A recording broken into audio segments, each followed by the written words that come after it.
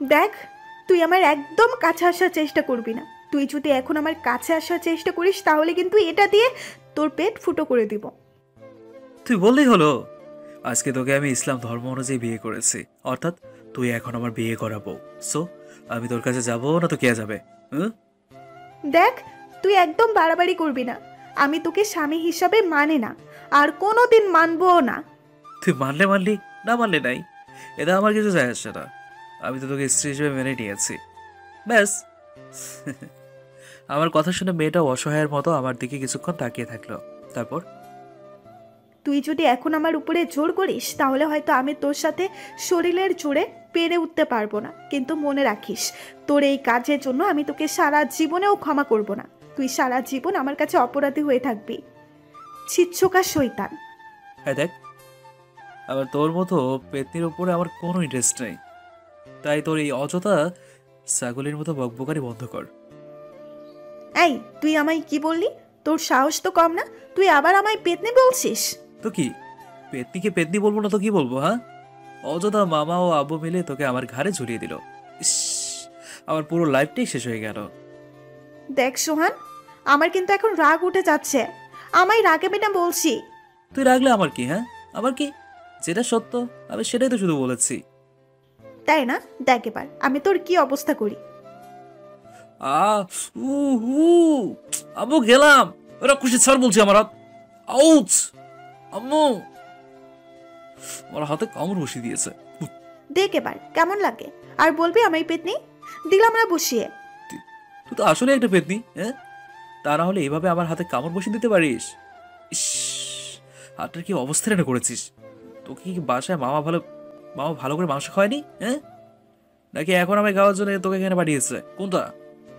একদম অযথা প্যাচাল পারবি না। আগে বল, তোকে আমায় বিয়ে করতে কে বলেছে? বেটা, আমার বিয়ে ভাঙ্গার এত সুন্দর প্ল্যানটা মাটি করে দিলি। মানে? মানে টানে পড়ে, আগে এটা বল, তোকে আমায় বিয়ে করতে কে বলেছে? বিয়ের কথা শুনেই গুড়গুড় করে চলে এলি, হ্যাঁ? দেখ, তুইও অযথা ফাউল কথা বলবি না। আমার মোটেও তোকে বিয়ে করার ইচ্ছে ছিল না। মামা ও আব্বু এসে আমায় এমনভাবে ধরলো যে আর না করতে পারলাম না। তাছাড়া তুই তো নিজেও জানিস আমি আব্বুকে কতখানি ভয় করি। তাই বলে বিয়েতে রাজি হয়ে যাবি? জানিস আমি কত কষ্টে আমার বিয়েটা ভাঙছিলাম, শুধুমাত্র এখন বিয়ে করব না বলে, পাত্রপক্ষ আসবে না বলে আমি খুশিতে তখন মনে মনে নাচছিলাম। আর সেই সময় তুই এসে আমার সবকিছু শেষ করে দিলি। তোর জন্য আমার লাইফটা শেষ হয়ে গেল। হ্যাঁ, শুধু তোরই লাইফটি শেষ হয়েছে তাই না? আমারটা শেষ হয়নি? তোর আবার কি ক্ষতি হয়েছে? হ্যাঁ, কি ক্ষতি হয়েছে? সব তো আমার কাছে। আমার কত স্বপ্ন ছিল দেশের বাইরে গিয়ে পড়াশোনা করব, জীবনে বড় কিছু একটা হব, কিন্তু সেই স্বপ্নগুলো তুই মাটি করে দিলি। ওকে এভাবে কাঁদতে দেখে আমার কিছুটা খারাপ লাগতে শুরু করলো। আরে, এভাবে কাঁদার কি আছে? আজও কাঁদবো না তো কি করবো? হ্যাঁ, আমার সবকিছু শেষ করে দিয়ে এখন বলছে কেন কাঁদছি। আচ্ছা ঠিক আছে, তুই কান্না বন্ধ কর। আমি তোর দেশের বাইরে গিয়ে পড়াশোনা করার ব্যবস্থা করে দেব, কিন্তু প্লিজ তারপরও তোর এই কাকের মতো করে কাকা করা বন্ধ কর। সত্যি?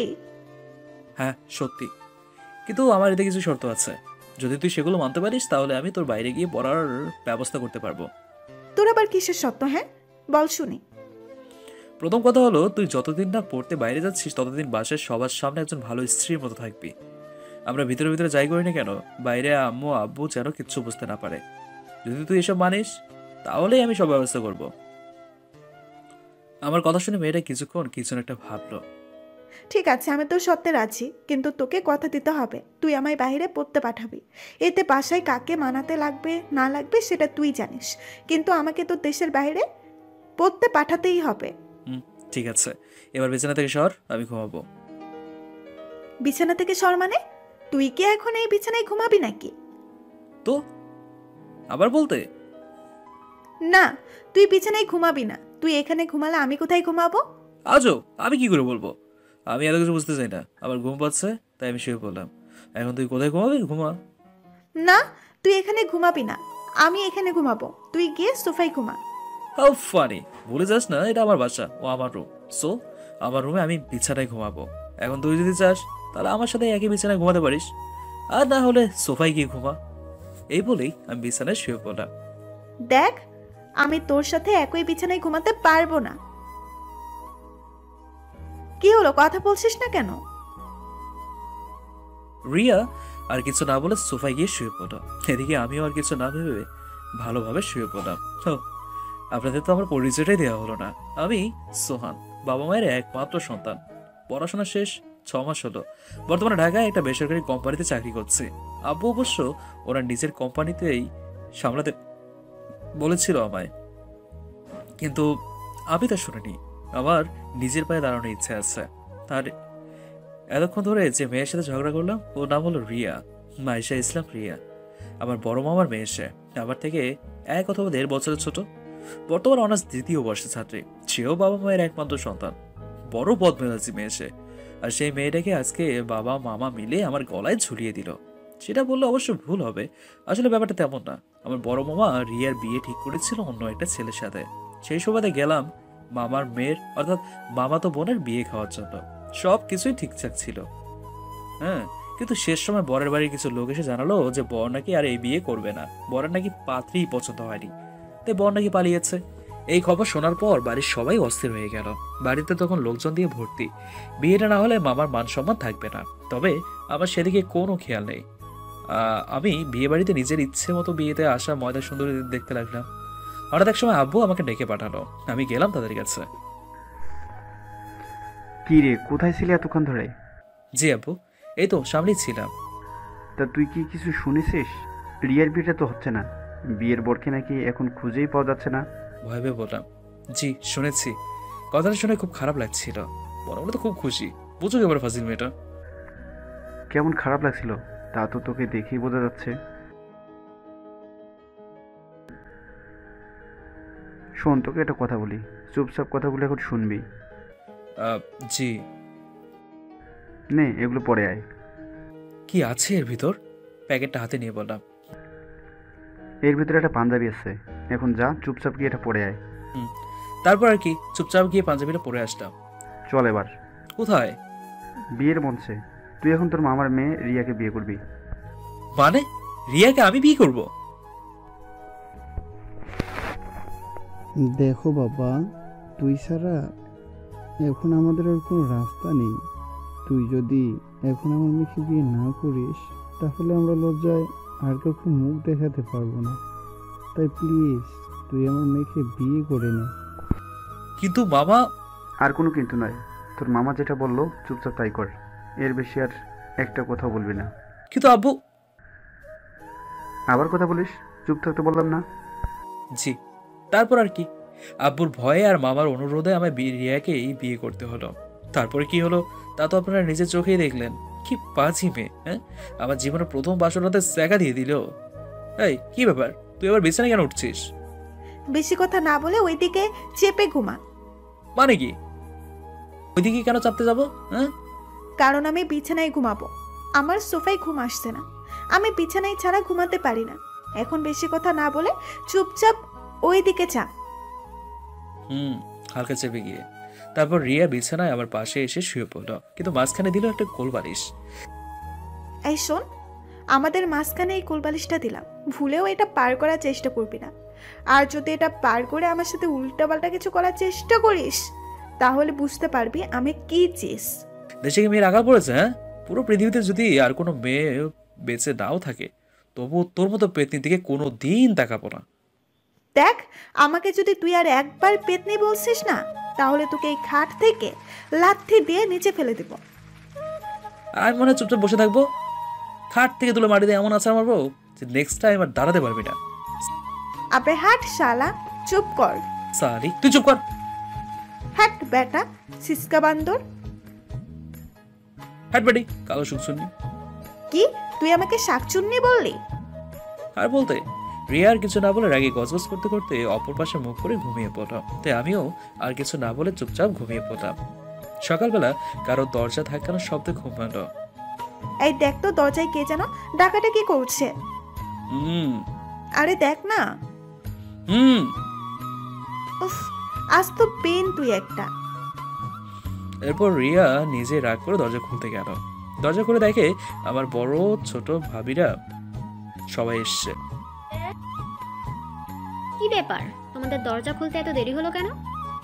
কোনো দরকারি কাজে ব্যস্ত ছিলে নাকি? মানে?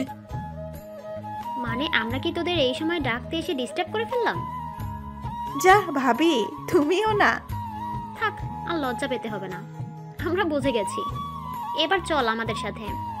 কোথায়? কোথায় আবার, বাইরে? নাকি এখন বরের সাথে আরো কিছু সময় শুয়ে থাকার ইচ্ছা আছে? ভাবি, হয়েছে, হয়েছে। আর এই আমার ছোট জামাই, আপনিও এবার উঠুন, অনেক হয়েছে শুয়ে থাকা। মানে আমি কেন উঠতে যাবো? তোমরা রিয়াকে ডাকতে এসছো, ওকে নিয়ে যাও না। ওকে তো নিয়ে যাবই, কিন্তু তুমিও এখন বিছানা থেকে ওঠো। আমরা এখন রিয়াকে তৈরি করব, ওর শাড়ি বদলাবো। তো বদলাও, আমি কি না করেছি নাকি? তাই বলে কি তোমার সামনে ওর কাপড় চেঞ্জ করব? আমি কি সেটা বলেছি? তাহলে রুম থেকে বের হচ্ছ না কেন? তুমি রুম থেকে বের না হলে আমরা ওকে তৈরি করব কি করে? তারপর আর কি, চুপচাপ নিজের রুম থেকে বের হয়ে এলাম। বাইরে এসে আগে ফ্রেশ হয়ে নিলাম। বাসায় এখনো অনেক লোকজন। কিরে, ঘুম থেকে কখন উঠলি? এই তো কিছুক্ষণ আগে। ও, তো রিয়া বৌমা কই? ওকে দেখছি না যে। ও ভাবিদের সাথে আছে। হুম। আচ্ছা আম্মু, বাসায় এখন এত লোকজন কেন?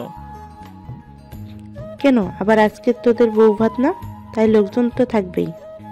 ও খেয়ে নিয়ে, এখন এখানে দাঁড়িয়ে না থেকে কিছু খেয়ে নিয়ে বাড়ির লোকদের সাথে হাত ভোলা।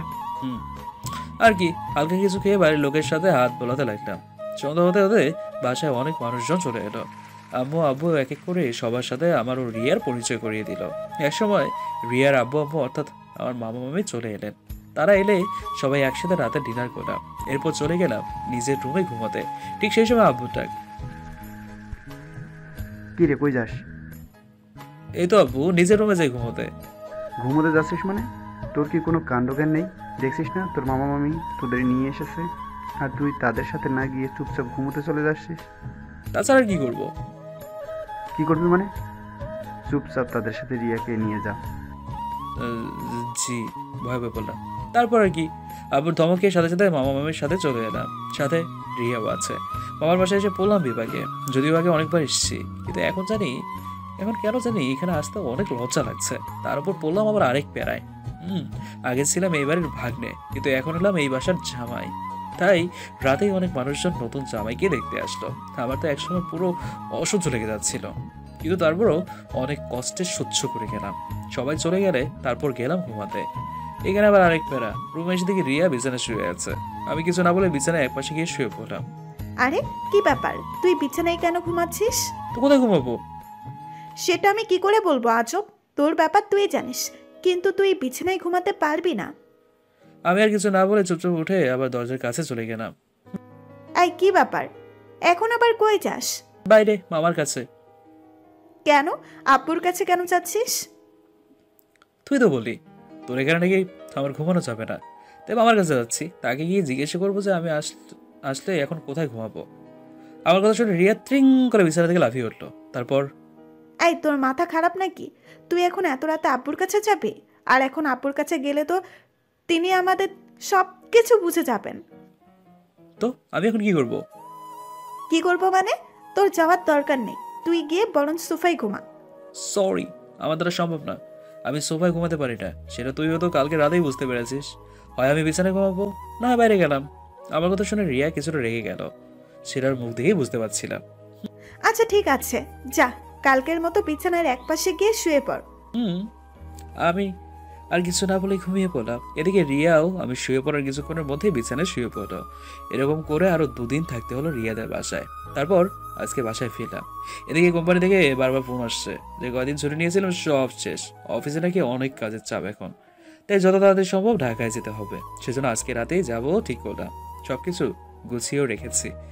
আম্মু, আজকে রাতে আমি ঢাকায় ফিরছি। কেন রে এত তাড়াতাড়ি? আরো কিছুদিন থেকে যা। না, আমার আজকে রাতেই ঢাকায় যেতে হবে। অফিস থেকে বারবার ফোন আসছে। তাই বলে আজকেই? আজকেই। তা কয়টার টিকিট কেটেছিস? রাত 10টায়। বৌমাকে সঙ্গে নিয়ে যাবি? রিয়া এখন আবার আমার সাথে কি করবে? ও বরং তার চেয়ে এখানে তোমাদের সাথে থাকুক, এখানে থেকে তোমাদের দেখাশোনা করুক। যেটা বলছি সেটা কর, এর বেশি আর একটা কথা বলবি না। বৌমা এখানে একা থেকে কি করবে? ওকে তোর সাথে নিয়ে যা। তাছাড়া তুইও তো ওখানে একাই থাকিস, সব কিছু তো তোর নিজের একাই করতে লাগে। কিন্তু আব্বু। কেন? কোনো কিন্তু নয়। তোর বাবা যা বলেছে একদম ঠিক বলেছে। তুই রিয়াকেও তোর সাথে নিয়ে যা, ওর সাথে থাকলে তোর খেয়াল রাখতে পারবে। সেটা না হয় বুঝলাম, কিন্তু একবার রিয়াকেও তো জিজ্ঞেস করে দেখো ওর যাওয়ার মত আছে কিনা।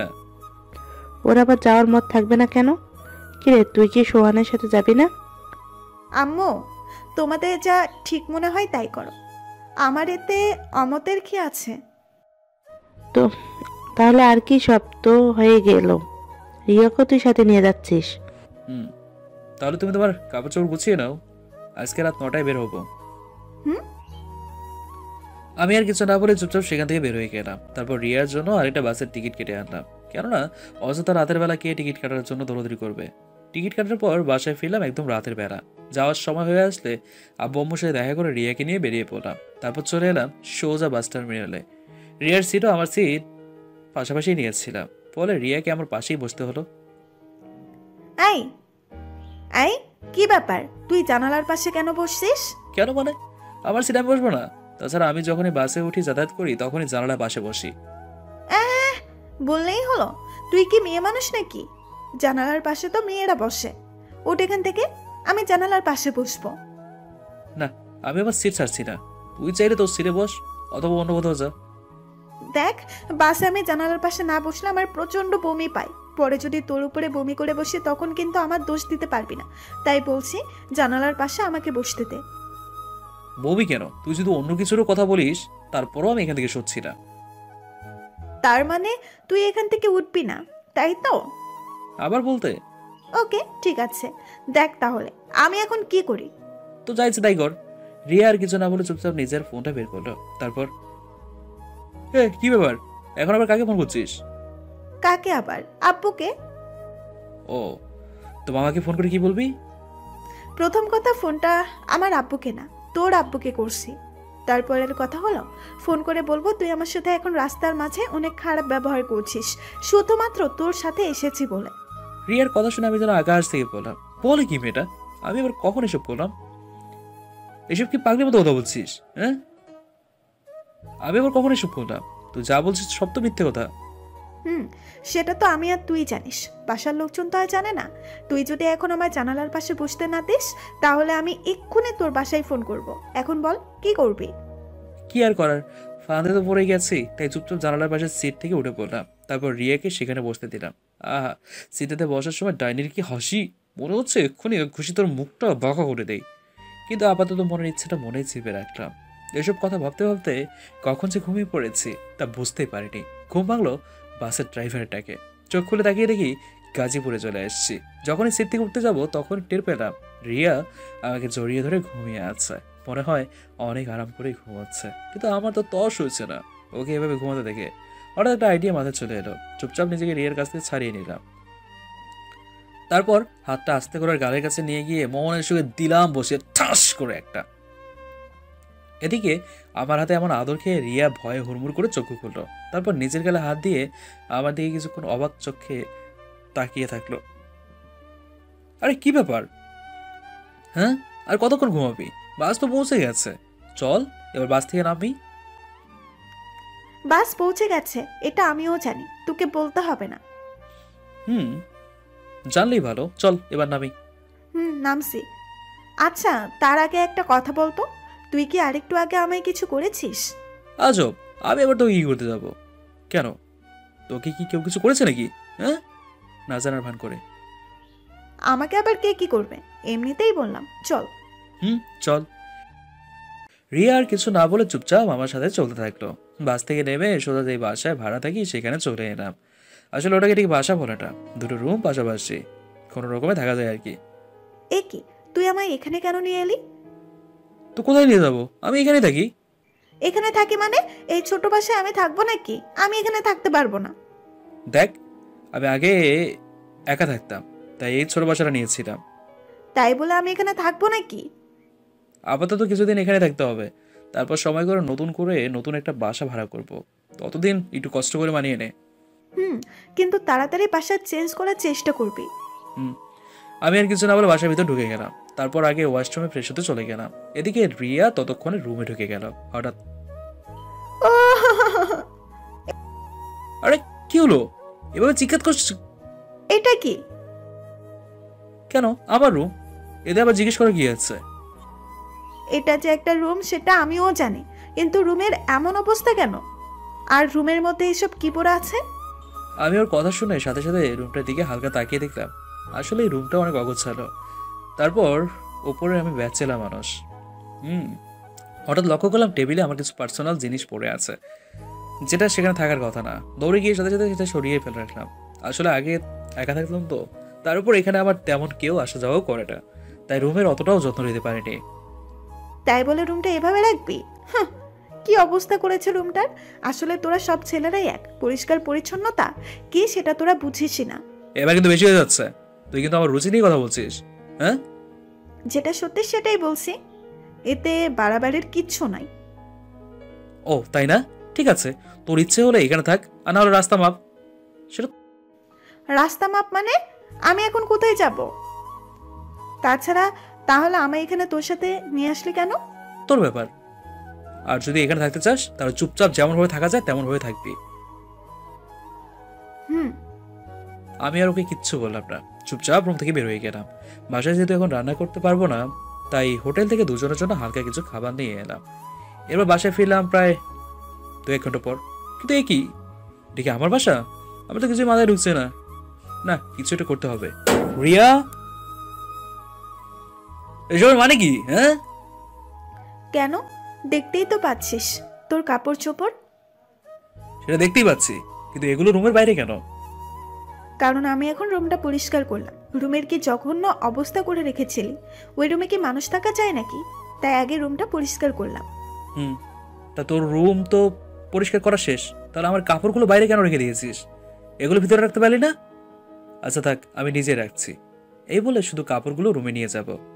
আরে আরে, এগুলো কোথায় নিয়ে যাচ্ছিস? কোথায় আবার? রুমে নিয়ে যাচ্ছি। ভিতরে রুতে রুতে বললাম। না, তুই এগুলো আমার রুমে ঢুকাবি না। আমি এইমাত্র কষ্ট করে রুমটা পরিষ্কার করলাম। তো তো আবার কি? আমি আমার রুমে তোর নোংরা কাপড় রাখতে দিব না। তুই বললেই হলো। তাছাড়া রুমটা আমার, তাই আমার রুমে আমি আমার যা খুশি তাই রাখবো, এতে কারো কিছু বলার নেই। জি, না বলার মতো আছে? আমি বলছি তুই এই রুমে ঘুমাতে, তোর কিছু রাখা তো দূরের কথা, তুই থাকতেও পারবি না। তা কোথায় রাখবো শুনি? সেটা তোর ব্যাপার, আমি কি করে বলবো?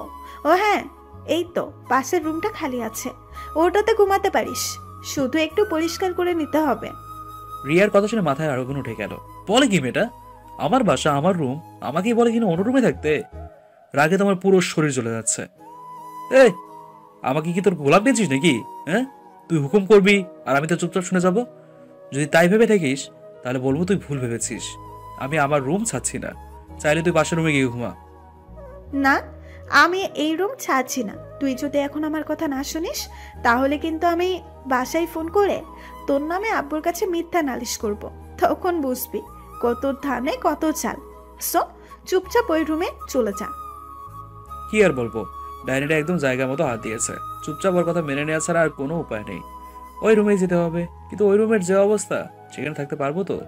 এদিকে রিয়া আর কিছু না বলে ঠাস করে মুখের উপর দরজাটা বন্ধ করে দিল। কি পাজি মেয়ে রে বাবা। অনেক কষ্টে কোনো রকম রুমটা পরিষ্কার করে থাকার মতো করলাম।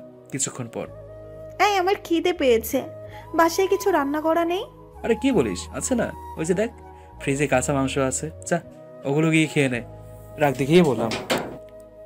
মানে কি বলতে চাচ্ছিস তুই? এটা আবার কি ধরনের কথা? আমি কি কাঁচা মাংস খাবো নাকি?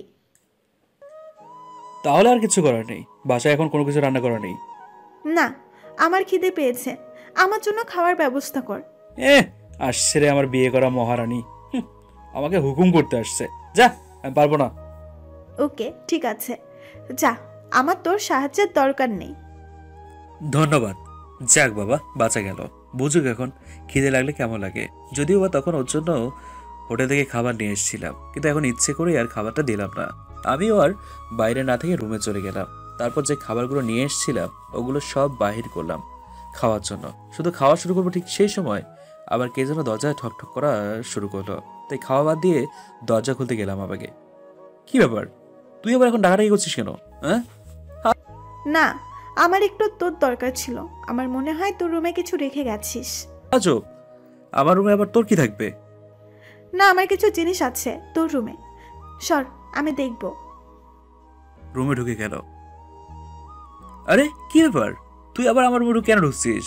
আমি বলছি তো তোর কোনো জিনিস আমার রুমে নেই। আমার কথা না শুনে তারপরও রিয়া জোর করে আমার রুমে ঢুকে গেল। তারপর পুরো রুমটা ঘুরে ঘুরে কি যেন দেখলো। না, মনে হয় জিনিসটা বাসাতেই রেখে চলে এসেছি। এখানেও নেই। আমি তো বললামই আমার রুমে তোর কোনো জিনিসই নেই, তারপরেও তুই শুনছিস না। বেরো আমার রুম থেকে। হয়েছে হয়েছে, আর রাগ দেখাতে হবে না। আমারও কোনো ইচ্ছে নেই এই রুমে ঢোকার। থাক তুই তোর এই নোংরা রুম নিয়ে। এই বললাম। তো জানা। এরপর রিয়া আমাকে আর কিছু না বলে রুম থেকে বের হয়ে গেল। আমিও সাথে সাথে দরজা বন্ধ করে দিলাম। সাথে সাথে আবারও দরজায় ঠক ঠক। আবার কি হলো? না মানে, তোকে একটা কথা বলতে আসলাম। বল, কি বলবি? বেশি কিছু না, আমি বলতে আসলাম এটাই যে তোর রুম থেকে এই ছোট্ট জিনিসটা আমি নিয়ে নিয়েছি। ভালো, এবার দূর হয় এখান থেকে। যেটা তোর ইচ্ছা। আর হ্যাঁ, খাবারগুলো দেখে শুনে খাস। দিলাম দরজা বন্ধ করে। তারপর আবার বিছানায় গেলাম খাবারের প্যাকেটগুলো বের করতে। কিন্তু এ কি, খাবারের প্যাকেট ছিল দুটো, কিন্তু এখন একটা কেন? তার মানে রিয়া আমার রুমে খাবারের প্যাকেটটা নিতে এসেছিল। কি পাজি মেয়ে রে বাবা। যাক, প্যাকেটটা ওর জন্য নিয়ে এসেছিলাম, ওর ভাগের জিনিসও নিয়ে গেছে। আমি আর কিছু না ভেবে নিজের জন্য আনা খাবারের প্যাকেটটা খুললাম। খুলে শুধু মুখে দিয়েছি। ইস, কি ঝাল! খাবারে এত ঝাল কি করে এলো? হঠাৎ মনে পড়লো রিয়ার বলা কথাটা। তার মানে এই কাজটা ওই পেতনিটাই করেছে। আজকে আর ওকে আমি ছাড়ছি না। ওই চুন্নি, ওই দরজা খোল, দরজা খোল বলছি। এখন দরজা খুলতে পারবো না। আমি এখন খেতে বসেছি। খাওয়ার সময় আমাকে বিরক্ত করবি না তো। যা এখান থেকে। তোর খাওয়ার আমি গুষ্টি গিলাই, বের করছি তোর খাওয়া। লজ্জা করে না এভাবে অন্যের খাবার চুরি করে খেতে? শালে চুন্নি মেয়ে কোথাকার। দেখ, উল্টাপাল্টা কথা বলবি না। আমি আমার আনা খাবার খাচ্ছি। আমি তোর মতো না, পেটুক শালা। চুন্নির মায়ের বড় গলা। একে তো চুরি করেছিস, তার উপর আবার আমার খাবারের গুঁড়ো মরিচ মিশিয়ে দিয়েছিস। পেতনি মেয়ে কোথাকার। মিশিয়ে দিয়ে বেশ করেছি। বেটা রাক্ষস, একা একা দুইজনের খাবার গিলতে গেছিলি। এদিকে আমার তখন খেতে পেট চলে যাচ্ছিল, আর উনি আরাম করে খাবেন। এই জন্যই দিলাম স্বাদ মিটিয়ে। যা এখন খা, ভালো করে খা। তুই শুধু একবার রুম থেকে বের হ। তোকে একবার শুধু বাগে পেয়ে নেই, তারপর দেখবি তোর কি অবস্থা করি। আবে যা, তুই আমার কিছুই করতে পারবি না। মদনের দোল নিজের রুম পর্যন্ত। সেটা সময় হলে বুঝতে পারবি। দেখা যাবে। দেখা যাবে। চলে এলাম নিজের রুমে। রাগে তো আমার শরীর জ্বলে যাচ্ছে। কেন যে এখানে একে আনতে গেলাম? অযথা একটা মস্ত বড় আপদ আব্বু আম্মু আমার ঘাড়ে চাপিয়ে দিল। ইস, কেন যে বিয়েটা করতে গেলাম? যত তাড়াতাড়ি সম্ভব একে বাইরে পাঠানোর ব্যবস্থা করতে হবে, নইলে আমার জীবনটা হেল করে ছেড়ে দেবে। সকালে ঘুম থেকে উঠলাম তাড়াতাড়ি, অফিসে যেতে হবে। অনেক কাজ বাকি পড়ে আছে। নিজের জন্য, রিয়ার জন্য হালকা কিছু ব্রেকফাস্ট তৈরি করলাম। এদিকে আমি ওটা কিছুক্ষণ পর রিয়াও ঘুম থেকে জেগে উঠলো। আর শোন, আমি এখন অফিসে যাচ্ছি, ফিরতে রাত হবে। তো আমাকে কেন বলছিস? তুই অফিসে যাবি না কোথায় যাবি সেটা তোর নিজস্ব ব্যাপার। এতে আমাকে বলার কি আছে? না, বলে যাওয়া উচিত মনে করলাম, তাই বললাম। আচ্ছা চলি। ও হ্যাঁ, টেবিলে প্লেটে ব্রেকফাস্ট রাখা আছে।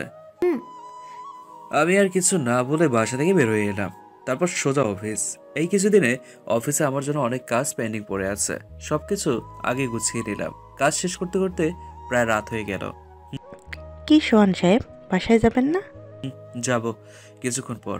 আগে কাজগুলো শেষ করে নিই। আরে বাকি কাজগুলো কালকে করিয়েন। চলেন এখন বাসায় যাই। জি চলেন। এরপর অফিস থেকে সোজা বাসায় চলে এলাম। বাসায় এসে কলিং বেল চাপলাম, কিন্তু কেউ দরজা খুলছে না। কয়েকবার বেল যাওয়ার পর দরজা খুললো। কি ব্যাপার, এতবার বেল কেন চাপছিস? কেন মানে, বাসায় ঢুকবো না আমি? আর দরজা খুলতে দেরি হলো কেন?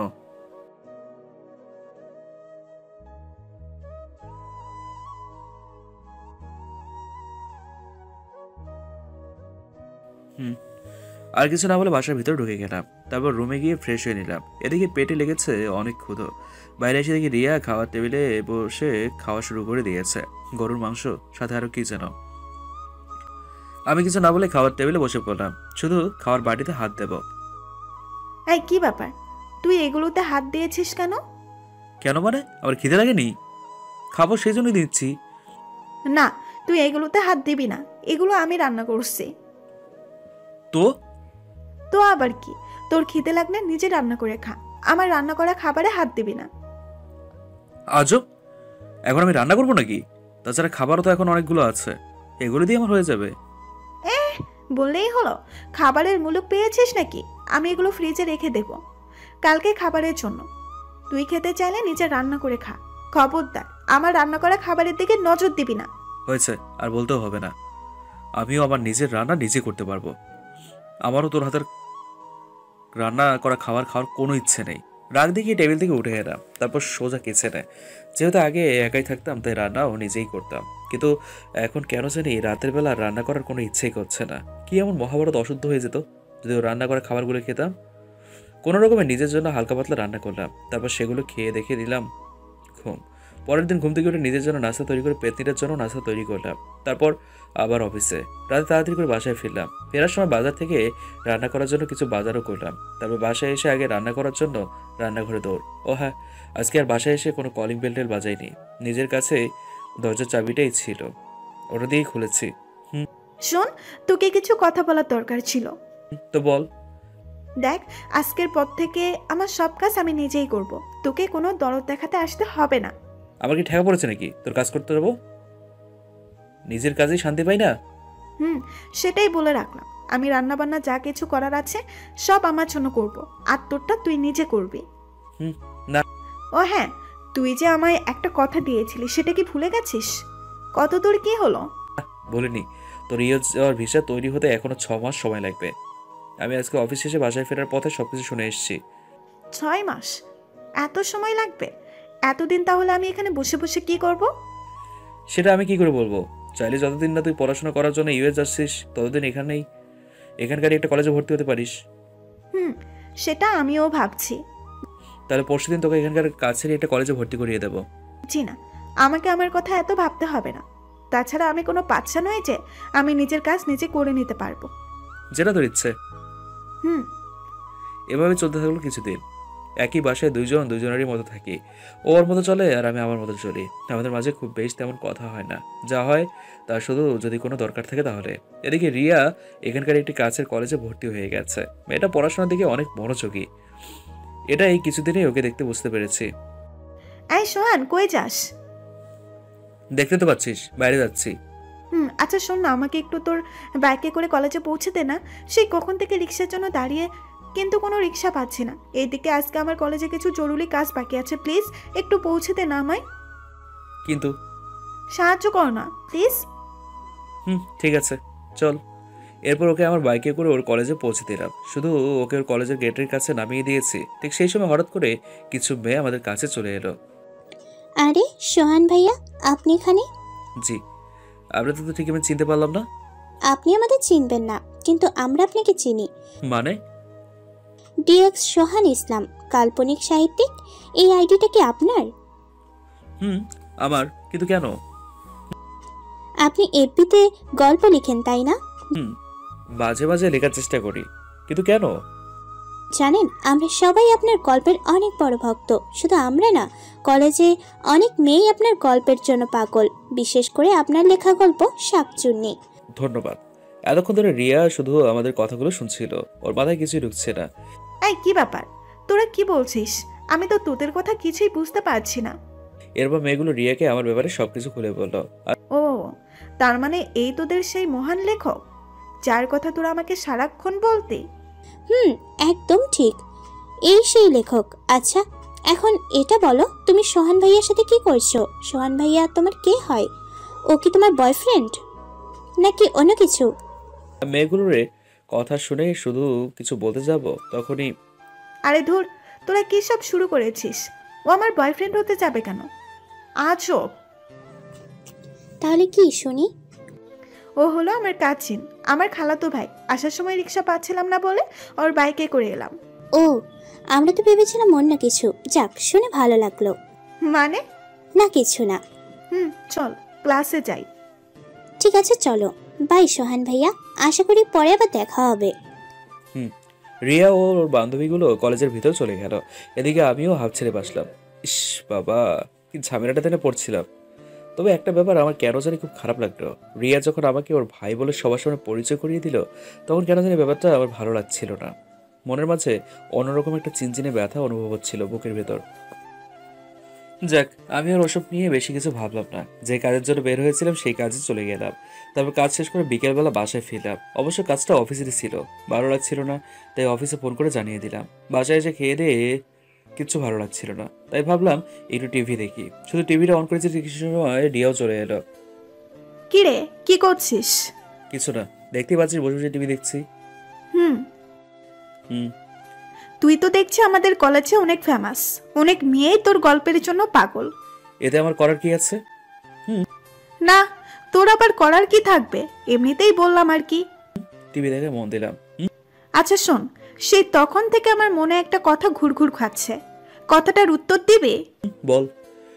দেখ, আমি কলেজেও আমার অনেক বান্ধবীদের কাছে শুনেছিলাম যে যারা নাকি ফেসবুকে গল্প লেখালেখি করে, মানে যারা গল্পের লেখক আর কি, তারা সবাই নাকি রিয়েল লাইফে অনেক লুচ্চা হয়।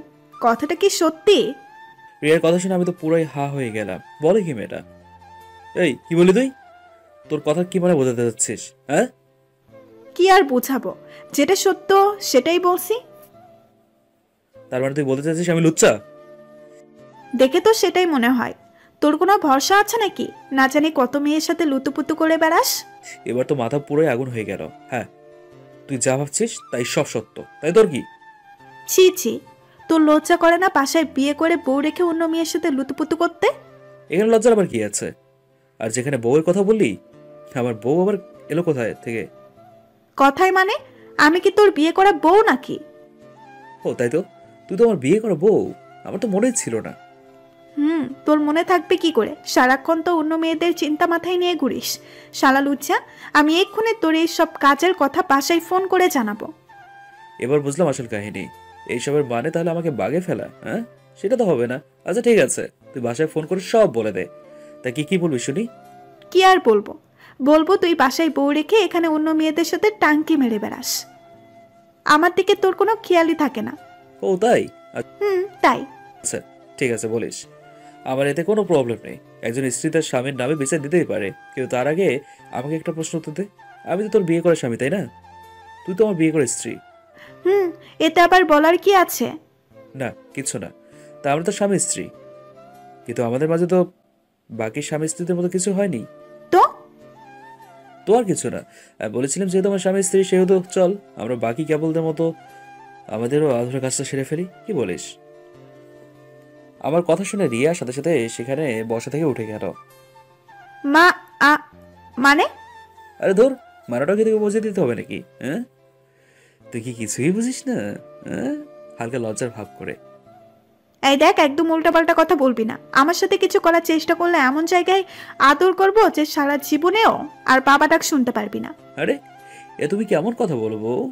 এই ভুল ভুলেও করো না, নইলে আমার বাবা মা, তোমার বাবা মা কেউই নাতি নাতি মুখ দেখতে পারবে না। তাছাড়া আমি তোমার একমাত্র স্বামী। আবে রাখ তোর স্বামী, আমি তোকে স্বামী হিসাবে মানি না। এ মা, এটা তুমি কি বলছো? আর একটু আগে না তুমি বললে যে তুমি আমার স্ত্রী? এখন আবার কি হলো? আবে যা, ওটা আমি তোকে ভয় দেখানোর জন্য বলেছিলাম। আমি তোকে স্বামী হিসাবে মানি না।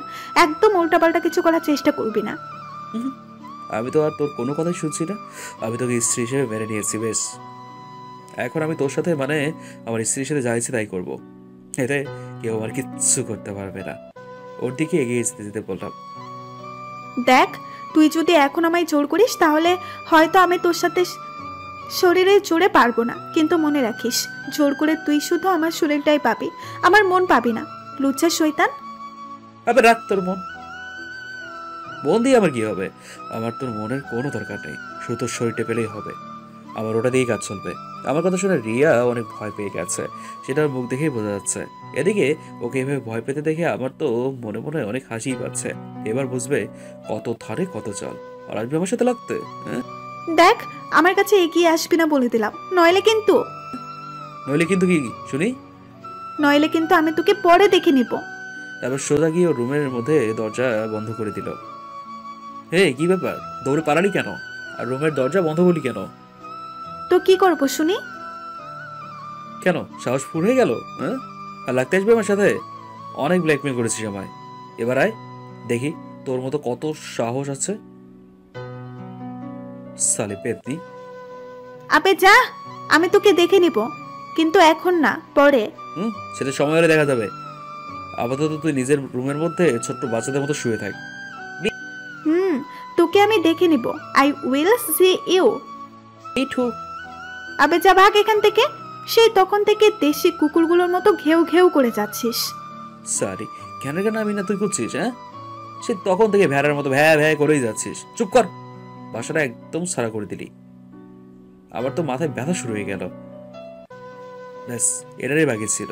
আমার কথা শুনে রিয়া বিনা তেলে জ্বেলে উঠলো। তারপর শুরু করলো নিজের বকবকানি। আমিও সেদিকে খেয়াল করলাম না, চুপচাপ নিচের রুমে চলে গেলাম। এভাবে চলতে লাগলো আরো কিছুদিন। সারাদিন অফিস থেকে বাসা, তারপর রান্না বান্না, আর মাঝে মাঝে রিয়ার সাথে ঝগড়া করা। তবে এরই মাঝে রিয়া হঠাৎ করে কেমন বদলে যেতে শুরু করলো। আগে তেমন কোনো বন্ধু বান্ধবদের সাথে আড্ডা দিত না, কিন্তু এখন যখন তখন বাসা থেকে বের হয়ে বন্ধু বান্ধবীদের সাথে আড্ডা দিতে যায়। এমনকি একদিন শুক্রবার ছুটির দিনে। কিরে, কইছিস এখন? কই যাব সেটা আমার ব্যাপার, তোকে বলতে যাব কেন? তুই কি আমার গার্জিয়ান নাকি? কেন, আমি কি তোকে জিজ্ঞাসা করতে পারিনি নাকি? না, পারিস না, আর আমি তোকে বলতেও বাধ্য নয়। এই বলে বাসা থেকে বের হয়ে চলে গেল।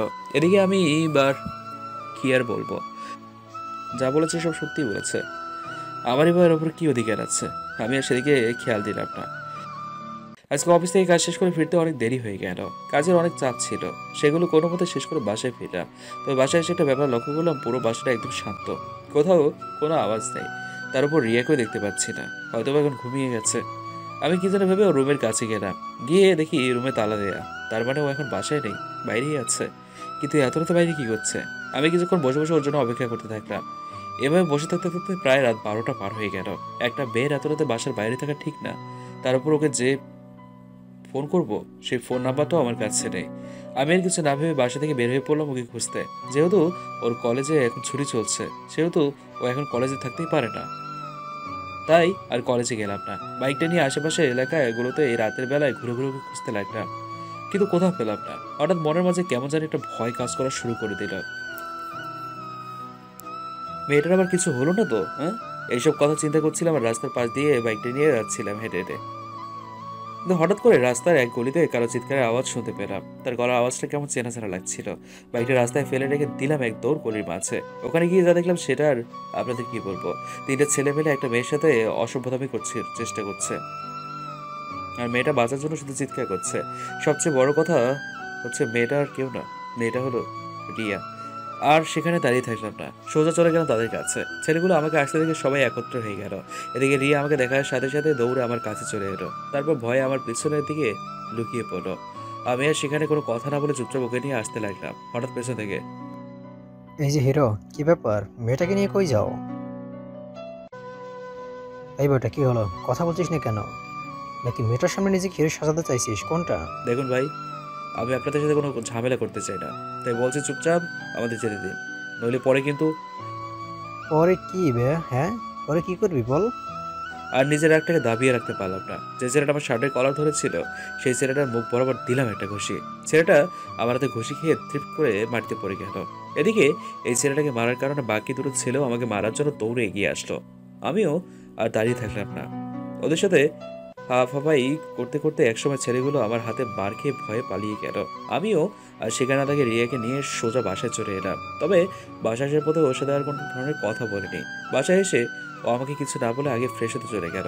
এদিকে তখন আমার মাথা গরম হয়ে আছে। আমি চুপচাপ সেখানে দাঁড়িয়ে রইলাম। রিয়া ফ্রেশ এসে দেখে যে আমি এখনো সেখানে দাঁড়িয়ে আছি। কি ব্যাপার, তুই ফ্রেশ না হয়ে এখনো এখানে দাঁড়িয়ে রয়েছিস কেন? দরকার আছে, তোর সাথে আমার কিছু কথা ছিল। তোর কি কথা আছে না সেটা কালকে সকালে বলিস। এখন আমি অনেক ক্লান্ত, আমি এখন ঘুমাবো। না, আগে আমার কথা উত্তর দিবি, তারপর অন্য কিছু। আচ্ছা বল, কি বলবি? তুই আজকে এত রাত ধরে কোথায় ছিলি? কোথায় গেছিলি তুই? আমি কোথায় গেছি না গেছি সেটা একান্ত আমার ব্যাপার, এতে তোকে বলার মতো কোনো দরকার আমি মনে করি না। রিয়ার কথা শুনে মাথাটায় আরো আগুন ধরে গেল, আর নিজের রাগটাকে দমিয়ে রাখতে পারলাম না। তাই রাগের বসেই চুপচাপ আমার প্রশ্নের উত্তর দে, ভুলে যাস না এটা আমার বাসা। আমার ব্যবহারে রিয়া অনেকটাই অবাক হয়ে গেছে, সাথে অনেক ভয়ও পেয়েছে। সেটা ওকে দেখেই বোঝা যাচ্ছে। কি হলো, কথা বলছিস না কেন? আমি আজকে বিকেলবেলা আমার এক বান্ধবীর বাসায় গেছিলাম। আজকে ওর জন্মদিন ছিল, তাই ফিরতে একটু দেরি হয়ে গেছিল। চিৎকার করে বললাম, ও তাই না? হ্যাঁ, তোর বান্ধবীর জন্মদিন ছিল?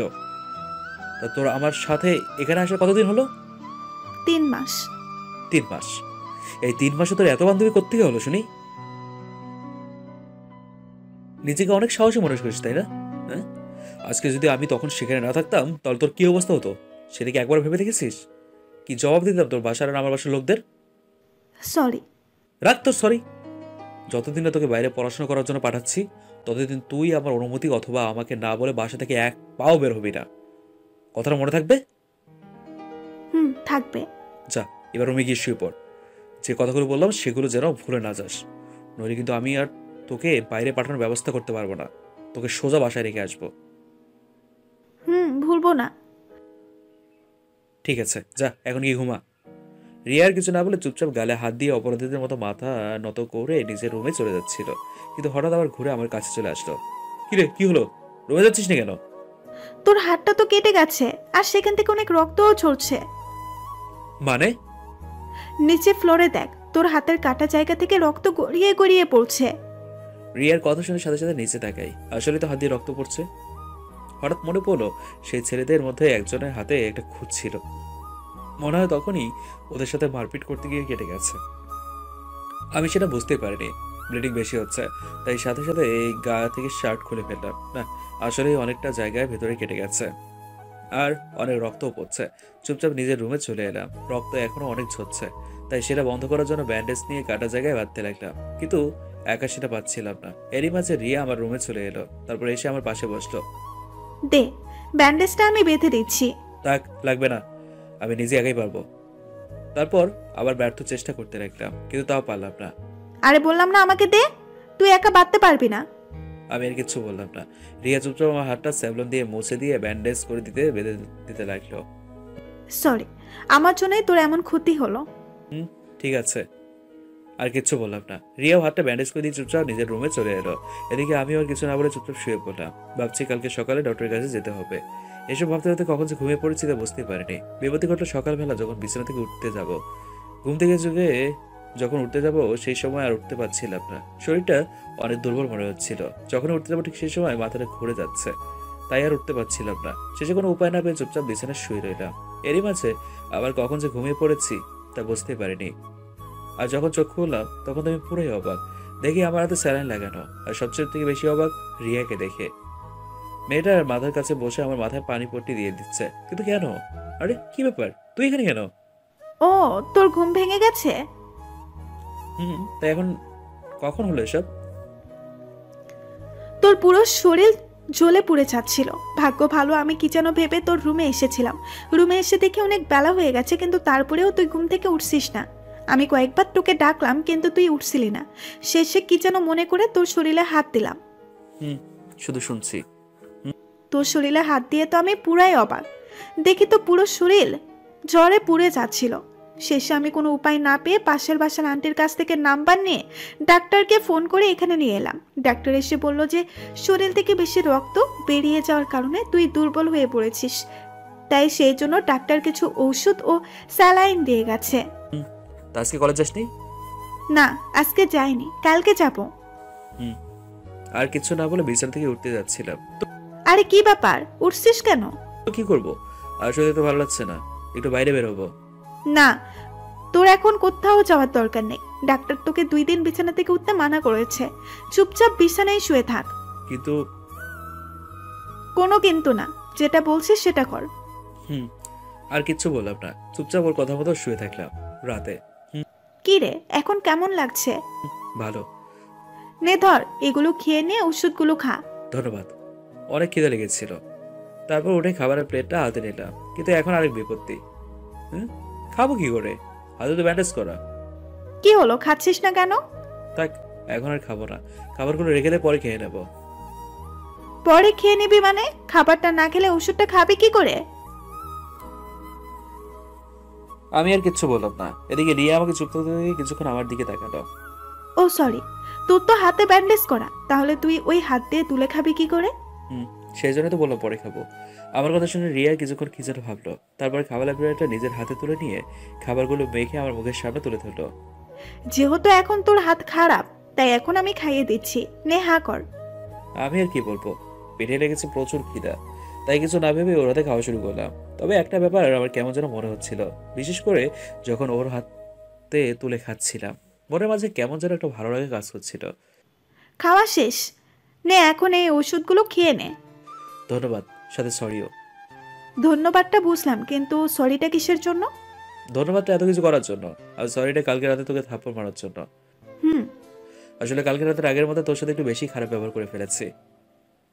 রাগের মধ্যে তোর গায়ে হাতও তুলেছিলাম, সেই জন্য আমি আবারও দুঃখিত, কিছু মনে করিস না। যা, তোকে ক্ষমা করে দিলাম। আমি জানি কালকে তুই যা করেছিস সব রাগের মাথায় করেছিস, সেই জন্য আমি সেসব কথা মাথায় রাখিনি। হুম। তাছাড়া কালকে দোষ আমারও ছিল। আমি যদি তোকে বাসা থেকে বের হওয়ার আগে জানিয়ে যেতাম, তাহলে আর এমন কোনো ঘটনাই ঘটতো না। তার মানে স্বীকার করছিস যে তুই ভুল করেছিস? যাক, তাহলে কালকে তোকে থাপ্পড় মেরে ভালোই হয়েছে। আমি তো ভাবছিলাম যে অযথাই তোকে থাপ্পড় পাঠাম। দেখ, একদম উল্টাপাল্টা কথা বলবি না। তোর শরীর অসুস্থ বলেই এখন তোকে ক্ষমা করে দিলাম। তাছাড়া কালকে রাগের মাথায় ভুল করে আমার গায়ে হাত তুলেছিস বলেই এখনো তোকে আমি কিচ্ছু করিনি, নইলে দেখতে আমি তোর কি হাল করতাম। ভুলে যাস না আমার নাম রিয়া। সেটা তো দেখতেই পাচ্ছিলাম কালকে রাতে, কিরকম বাচ্চাদের মতো চিৎকার করছিলি। আমি না থাকলে কালকে যে কি হতো সেটা তুই চিন্তা করতে পারবি না। কি আর হতো, ছেলেগুলোর কপার পড়তো। এক একটাকে পিটিয়ে এমন অবস্থা করতাম যে সারা জীবনে আর বিয়ের নাম মুখে নিত না। হ্যাঁ, চুন্নির মায়ের বড় গলা, কি হতো সেটা বুঝতেই পারছি। দেখ, বেশি প্যাকুর প্যাকুর করবি না। এখন ভালোই ভালোই বলছে অসুস্থ আছিস, চুপচাপ শুয়ে থাক, নইলে কিন্তু ফলাফল ভালো হবে না। অবস্থা তেমন ভালো না, তাই ওকে রেগে যেতে দেখে চুপ হয়ে গেলাম। কিছুক্ষণ পর, রিয়া একটু শুনবি? বল। আমাকে একটু ফোনটা দে তো, অফিসের স্যারকে একটা ফোন করতে হবে। এই নে। ধন্যবাদ। ফোনটা নিয়ে আগে অফিসে একটা ফোন করে আমার অসুস্থতার কথা জানালাম, তারপর বাসায় ফোন করা হয়নি বলে বাসাতেও ফোন করলাম, তবে আমার অবস্থার কথা বাসায় জানায়নি। এভাবেই চলে গেল দুদিন। দুদিন বাসা থেকে বের হয়নি বলতে গেলে ভুল হবে, বলা যায় বের হতে দেয়নি। তবে একটা ব্যাপার আমার অনেক অবাক লাগলো রিয়াকে দেখে, যে মেয়ে সারাক্ষণ আমাকে বাস দেওয়ার জন্য উঠে পড়ে লেগে থাকতো, সেই মেয়ে এখন আমার সেবা করছে। ব্যাপারটা কেমন যেন হজম হচ্ছে না। এখন মোটামুটি সুস্থ, তাই ঘুম থেকে এলো অফিসে যাওয়ার জন্য তৈরি হচ্ছি। এরই মাঝে রিয়া চলে এলো। কিরে, কিছু বলবি? তো বল, কি বলবি? কোথায় যাচ্ছিস তুই এখন? কোথায় আবার যাবো, অফিসে যাচ্ছি। এমনিতেই দুদিন ধরে যাই নাই। আর কিছু বলবি? হ্যাঁ, সেটা বলার জন্যই তো আসলাম। তো বল। তুই তো এখন অফিসে আমার কলেজের সামনে দিয়েই যাবি, তাই তো না? তো বলছিলাম কি, যাবার সময় আমাকেও একটু কলেজে নামিয়ে দিস না প্লিজ। এত সকাল সকাল এখানে রিক্সা পাওয়াই যায় না। ঠিক নামিয়ে দেব। ধন্যবাদ। তারপর রিয়া চলে গেল। আমিও আর কিছু না ভেবে রেডি হয়ে বাইকটা নিয়ে বের হলাম। বের করে রিয়াকে ওর কলেজে নামিয়ে দিয়ে অফিসে চলে এলাম। তারপর কাজ শেষ করে রাতে বাসায় এসে আগের মতো প্রতিদিনের ন্যায় আজকে রান্না করতে গেলাম। কি রে, এই রাতের বেলা এখন রান্নাঘরে কি করতে যাচ্ছিস? কেন আবার রান্না করতে হবে না? না থাক, এখন আর আজকে তোকে রান্না করতে হবে না। আজব, রান্না না করলে খাবো কি? না খেয়ে থাকবো নাকি? আমি কি সেটা বলেছি নাকি? আমি আজকে বেশি করে রান্না করেছি, যেটা আমার ও তোর দুজনের জন্যই যথেষ্ট। রিয়ার কথা শুনে খানিকটা অবাক হলাম, মানে কিছুটা খটকা লাগলো। তা হঠাৎ করে আমার জন্য রান্না করতে গেলি যে? কি মনে করে এমন মহান কাজটা করলি শুনি? দেখ, বেশি বকবি না। আজকে ভুল করে বেশি রান্না করে ফেলেছি, তাই তোকে রান্না করতে মানা করলাম। এখন আমার রান্না করা খাবার খেলে খা, না খেলে নাই, এতে আমার কোনো ক্ষতি নেই। তাই তো বলি, তা না হলে মিস রাজরানী আবার আমার জন্য কষ্ট করতে যাবে কেন? আমারই ভুল হয়েছে তোকে খাওয়ার কথা বলে। যা, তুই নিজে গিয়ে রান্না করে খা। আমি তোকে আমার রান্না করা খাবার খাওয়াবো না। আরে ডাইনিটা তো রেগে গেল। বাজারটা মনে হয় একটু বেশি হয়ে যাচ্ছে। আর একটু রাগালে মনে হয় আমার কপালে খাবার জুটবে না। আর এমনিতে অনেকদিন কারো হাতের ভালো রান্না খাই না। নিজে যা করি সেটার কথা আর কিভাবে বলবো, কোনো মতে চলার মতো। এদিকে পেতিরা রান্নাটা অবশ্য অনেকটা ভালো, সেটা এই 2 দিনে অনেক ভালো করেই বুঝতে পেরেছি। আরে কি ব্যাপার, তুই রাগ করছিস কেন? আমি তো তোর সাথে শুধু ফাজলামি করলাম। আর তুই তাদের রেখে যাচ্ছিস? রাখ তোর ফাসলামের গুষ্টি কিলাই আমি। তোকে আর আমি রান্না করা খাবার খেতে দিব না। যা এখন আমার রান্নাঘরে গিয়ে নিজে রান্না করে খা। দেখ এমন করছিস কেন বল? বললাম তো আমি ফাজলামি করছিলাম, তারপরে এমন করছিস কেন? তাছাড়া এখন এই অবেলায় রান্না করার ইচ্ছেও হচ্ছে না। তো আমি কি করব? কি আর করবি, চল দুজনে গিয়ে রাতের খাবার খেয়ে ঘুমিয়ে পড়ি। এমনিতেই আমার অনেক ক্ষুধা পেয়েছে। তারপর আর কি, রিয়াকে অনেক পাম্পটে দিয়ে ও রান্না করা খাবারগুলো খেলাম। কি স্বাদ! অনেকদিন পর মন মতো খেলাম। নইলে তো নিজের রান্না করার স্বাধীন ঝাল বেশি লবণ কর রান্না খেতে হতো। রান্নাটা খেলাম, তবে এতটাও ভালো না, কোনো মতে চলে আর কি। হুম হুম তো খেলি কেন? না খেলেই পারতি। খাওয়ার সময় প্লেট সহ আঙ্গুলগুলোও তো চেটে পুটে খেলি। দেখ, আম্মু আমাকে শিখিয়েছে খাবার যত খারাপই হোক না কেন তা যেন কোনোভাবেই নষ্ট না করি। তাই তো আম্মুর কথাটা মনে করে রুচি না হওয়া খাবারগুলো গিলে ফেললাম। খেয়ে তো নিলাম, এখন আল্লাহ জানে খাবারটা হজম হবে কিনা। আমারই ভুল হয়েছে তোকে খেতে বলে। এই আমি কান ধরলাম, আর জীবনেও তোকে খাওয়ার কথা বলবো না। বেটা, তুই কখনো ভালো জিনিসের মূল্য বুঝবি না, আর কোনোদিনও ভুলেও আমার রান্না করা খাবারের দিকে নজর দিবি না। ইস, কানগুলো একদম জ্বালাভালা করে দিল। না, আর থাকা যাবে না। তুই এখানে পেদিনের মতো চিৎকার করবি, আর আমি বরং নিজের রুমে গিয়ে ঘুমাই। এই বলে সেখান থেকে কেটে পড়লাম। এদিকে রিয়াও আমার কথা শুনে রাগে গজগজ করতে করতে নিজের রুমে চলে গেল। জানি মেয়েটা আমার কথা শুনে অনেক রেগে আছে, আর রাখবে নাই বা কেন? এত সুন্দর রান্না যদি কেউ খারাপ বলে তাহলে রাগ তো উঠবেই। রুমে এসে অফিসের কিছু কাজ ছিল, ওটা শেষ করে ঘুমিয়ে পড়লাম। পরের দিন ঘুম থেকে উঠে প্রতিদিনের মতো রেডি হয়ে নাস্তা করে বাসা থেকে বের হতে যাবো, ঠিক সেই সময় আবার কি ব্যাপার, আজকে আবার কি হলো? না মানে বলছিলাম কি, আজকেও যদি একটু। বুঝেছি, চল। তারপর আবারও ওকে ওর কলেজে নামিয়ে দিয়ে অফিসে চলে এলাম। এভাবেই চলতে থাকলো আরো কিছুদিন। এখন প্রতিদিন রিয়াকে বাইকে করে ওর কলেজে নামিয়ে দেয়। এটা আমার এক প্রকার রুটিন হয়ে গেছে। রিয়ার সাথে এখন আর তেমন ঝগড়াঝাটি করি না। বলতে গেলে এখন আমরা মোটামুটি অনেক ভালো বন্ধু। বাসায় থাকলে এখন সারাক্ষণ একজন আরেকজনের সাথে দুষ্টুমি করে দিন পার করি। এদিকে বাসার অধিক কাজ এখন সব রিয়াই করে, যেমন রান্না করা, রুম গুছিয়ে দেয়া, কাপড় কাচা, সবকিছু এমন রিয়া নিজেই করে। আমাকে আর কোনো কাজ করতে হয় না। এই শোন না, চল না আজকে বিকেলে একটু বাইরে থেকে ঘুরে আসি। আজকে আবার কোথায় যাবি? এমনিতেই অনেকদিন পর ছুটি পেলাম, তাই আজ শুধু বাসায় শুয়ে শুয়ে ঘুমাবো। কোথায় যাওয়ার থাকলে তুই একাই যা। প্রতিদিন বেলা পড়ে এত ঘুমাস, তারপরেও ঘুমানো শেষ হয় না। চল না প্লিজ, আজকে একটু বাইরে ঘুরতে যাই। এমনিতেও বাইরে আর খুব একটা যাওয়া হয় না। বাসায় বসে থেকে নিজেকে অনেকটা বোরিং লাগে। চল না প্লিজ। না, আমি এখন বাসা থেকে কোথাও বের হবো না। ও, তার মানে তুই যাবি না, তাই তো? একদম ঠিক। ওকে, তোকে যেতে হবে না, আমি একাই যাব। আজকে সারাদিন গোটা ঢাকা শহরে ঘুরে বেড়াবো, আর বাসায় কখন ফিরবো তার কোনো সঠিক সময় বলতে পারবো না। তো জানা, আমি কি না করেছি নাকি? কোথায় যাবি না না যাবি সেটা পুরোটাই তোর নিজের হচ্ছে। এটা আমাকে আবার বলার কি আছে? আর আর কিছু না বলে চুপচাপ বিছানায় শুয়ে থাকলাম। এদিকে আবার এখান থেকে রাগ করে যাওয়ার কিছুক্ষণ পর রিয়া আবারও আমার এখানে এলো, তবে অন্যরকম ভাবে। আমি তো ওকে দেখে পুরাই হা হয়ে আছি, নিজের চোখে বিশ্বাস করতে পারছি না। এই, এগুলোতে কি পড়েছিস? হ্যাঁ, চক্ষু কি তোর কানা হয়ে গেছে নাকি? দেখতে পাচ্ছিস না টি শার্ট আর 3/4 প্যান্ট পরেছি? সেটা তো বলছি, এগুলো কেন পড়েছিস? এসব তো ছেলে মানুষের কাপড়। তো কি হয়েছে, আমার ইচ্ছে হয়েছে তাই পরেছি, এতে তোর কি? আমাকে দেখতে খুব সুন্দর লাগছে, তাই না? না, তোকে একদম দেখতে বিশ্রী লাগছে। যা রুমে গিয়ে তাড়াতাড়ি এগুলো চেঞ্জ করে আয়। না, আমি এগুলো পরেই ঘুরবো। বললাম না এগুলো চেঞ্জ করে আয়। তুই যদি এখন এসব পরে বাইরে বের হোস তাহলে রাস্তার সব ছেলেরা তোর দিকে খারাপ নজরে তাকাবে, যেটা আমার একদম পছন্দ না। তাকালে তাকাবে, ওরা তো তাকাবেই আমার দিকে, তোর দিকে তো আর না। এতে আমার সমস্যা না হলে তোর প্রবলেম কোথায়?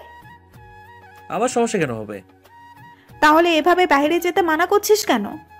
আমি তোকে এত কিছু বলতে বাধ্য নই। হ্যাঁ, এখন যেটা বলছিস সেটা কর। চুপচাপ রুমে গিয়ে এইসব কাপড় চোপড় চেঞ্জ করে অন্য কোনো কাপড় পরে আয়। আমিও তোর কথা শুনতে বাধ্য নই। আর একটা কথা বলে থাপ্পড় দিয়ে তো দাঁতগুলো ফেলে দেবো। যেটা বললাম সেটা চুপচাপ কর। ধর ধর ধমকাচ্ছিস কেন? যাচ্ছি তো। ভয়ে ভয়ে রুমে দৌড়ে চলে গেল। কি পাজি মেয়ে বলুন, কি সব আজে বাজে কাপড় পরে বাইরে ঘুরতে যেতে চাইছে। আবার তো মাথাটাই গরম করে দিল। আমার ধমক খেয়ে সে যে রুমে গেল আর রুম থেকে বের হওয়ার কোনো নামই নেই। মনে হয় ধমকটা অনেক কাজ দিয়েছে। না চাই গিয়ে দেখি আসি রিয়া রুমে একা একা কি করছে। কি ব্যাপার, এখন আবার কি হলো? এভাবে চোখ বড় বড় করে তাকিয়ে আছিস কেন? কি ব্যাপার, কথা বলছিস না কেন? নাকি এখন আবার তোর জন্য এই শাড়িটাও চেঞ্জ করে আসতে হবে? না তার আর দরকার নেই, তুই এই শাড়িটাই পরে থাক। এই নীল শাড়িটাতে তোকে একটা নীল পরীর মতো লাগছে। তোকে বলতে হবে না, সেটা আমি আগে থেকেই জানি। আমি এমনিতেই দেখতে খুব সুন্দর। জিন, এমনি সময় তোকে দেখতে একটা আত্মবিস্তির মতো লাগে। আত্মবেদনির মতো। কিন্তু আজকে এখন এই শাড়িটা পরার কারণে তোকে দেখতে অনেক সুন্দর লাগছে। এটা কি আমার প্রশংসা করলে নাকি অন্য কিছু? কোনটা? তোর কি মনে হয়? আমার তোর কথা নিয়ে এত কিছু ভাবার সময় নেই। সব আমি এখন বাইরে বের করব।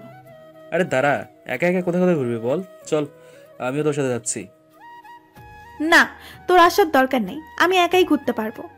তখন যখন বললাম তখন তো মুখের উপরে না করে দিলি, এখন আবার কেন যেতে চাচ্ছিস? আরে তখন তো আমি এমনিতে বলেছিলাম, তুইও না, চল তো। চল। তারপর ওকে নিয়ে ছুটির দিন বাসা থেকে বের হয়ে গেলাম। পুরো দিন ওকে নিয়ে গোটা ঢাকা শহর ঘুরলাম। পরে বেলা শেষে রিয়াকে নিয়ে আসলাম ওখানকারই একটা চিরচেনা জায়গায়, নদীর পাড়ে। জায়গাটা মোটামুটি অনেক সুন্দর। তবে এখানে আমরা একা না, আরো অনেক ছেলে মেয়ে নদীর পাড়ে একে অন্যের ঘাড়ে মাথা দিয়ে বসে আছে। কাপল অনেক গল্প করছে। রিয়াকে নিয়ে একটা ফাঁকা জায়গায় গিয়ে বসলাম। জায়গাটা তো অনেক সুন্দর। কলেজে থাকতে এখানে প্রায় আগে আসতাম, আড্ডা দিতাম। তা একা নাকি সাথে অন্য কাউকে নিয়ে? কোনটা? একা কেন হবে, সাথে আরো বন্ধু বান্ধব ছিল। আর কিছু না, আমরা চুপচাপ দুজনেই চারপাশে পরিবেশটা উপভোগ করতে লাগলাম। জানিস আজকের দিনটা আমার অনেক ভালো গেল। কেন শুনি? কেন আবার, এই যে আজকে সারাদিন তোর সাথে এখানে সেখানে সব জায়গায় ঘোরাঘুরি করলাম।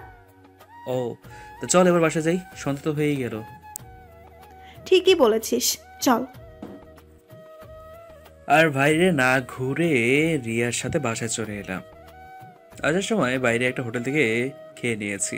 রিয়া বাসায় এসে নিজের রুমে চলে গেল।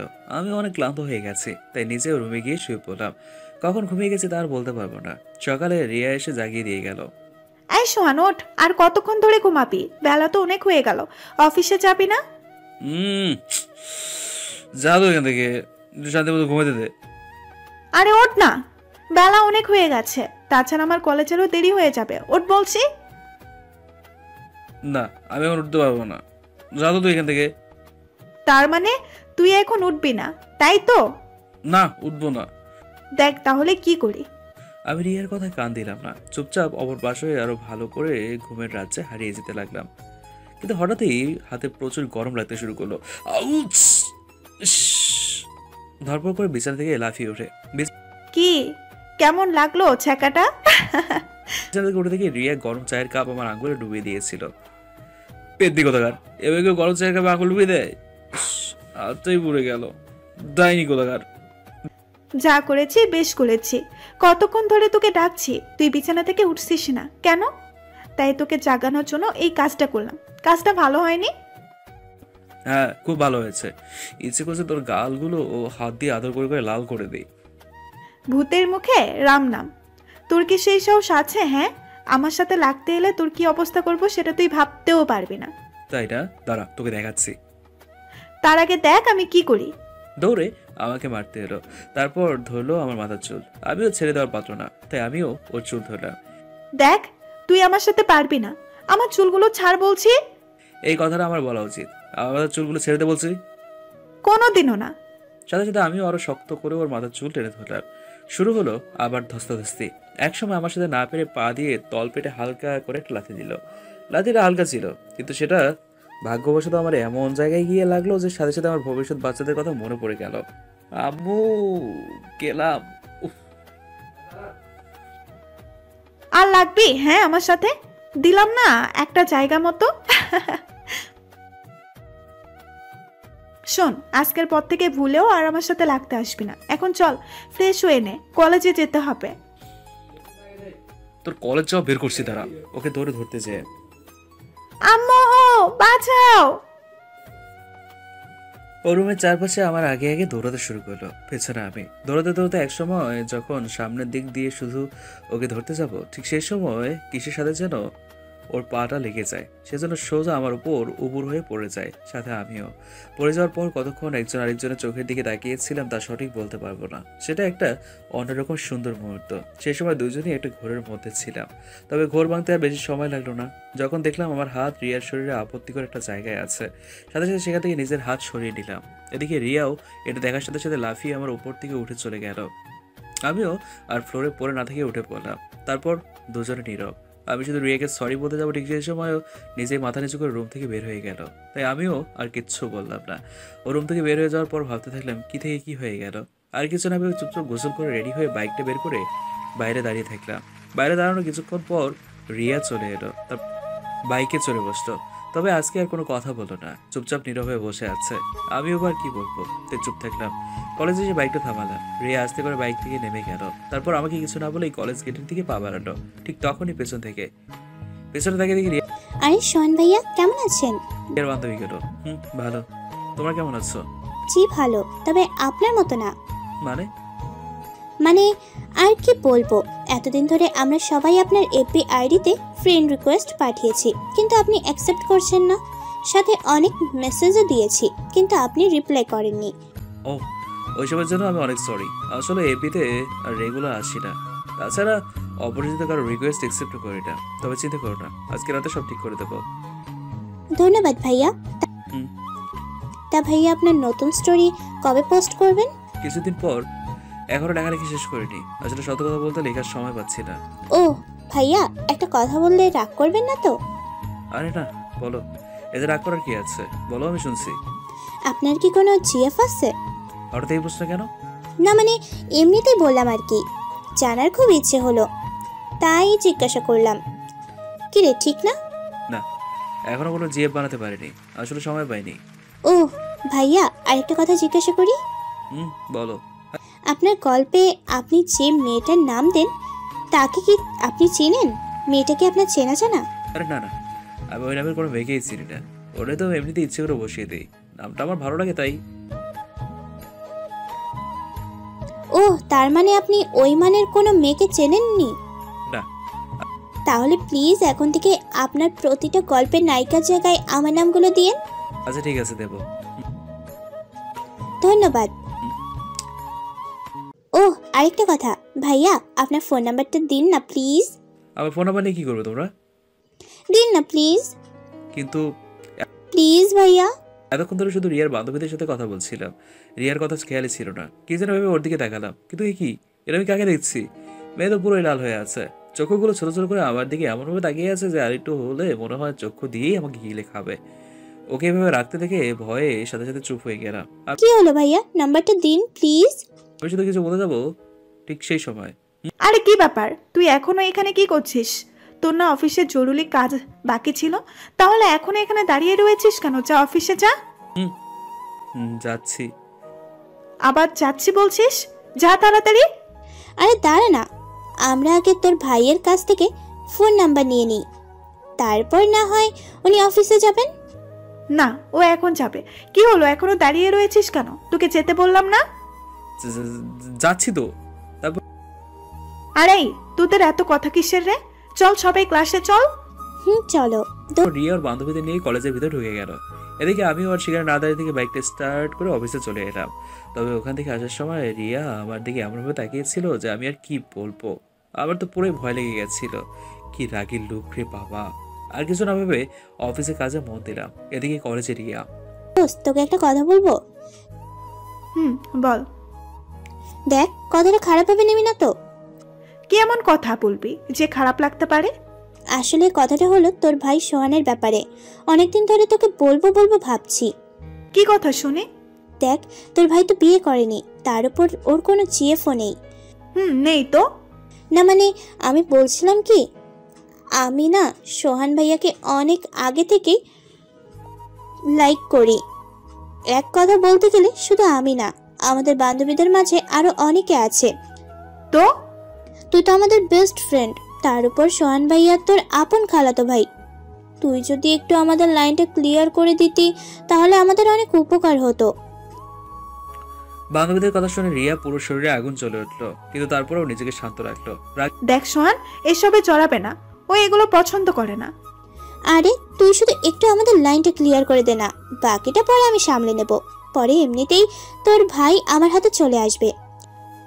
না, আমি এসব কোনো কিছু করতে পারবো না। একটু সাহায্য কর না দোস্ত, প্লিজ। বললাম না আমি পারবো না। যাচ্ছিস কেন? এমন রিয়েক্ট করছিস মনে হয় আমরা তোর বিয়ে করার স্বামীকে তোর কাছ থেকে ছিনিয়ে নিচ্ছি। ভুলে যাস না, সোহান শুধু তোর খালাতো বড় ভাই, তোর বিয়ে করার স্বামী না।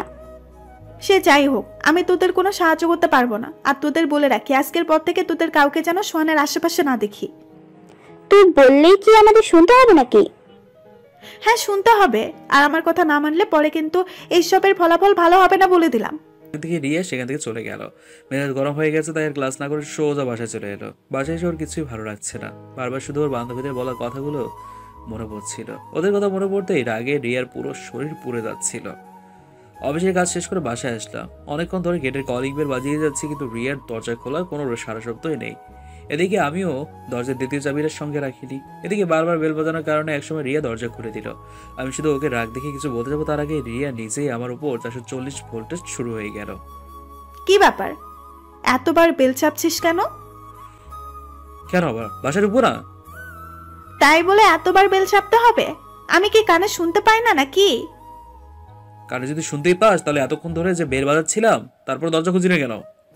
সেটা আমার ব্যাপার। ইচ্ছা হলে দরজা খুলবো, আর ইচ্ছা না হলে নাই। আবার কি ধরনের কথা?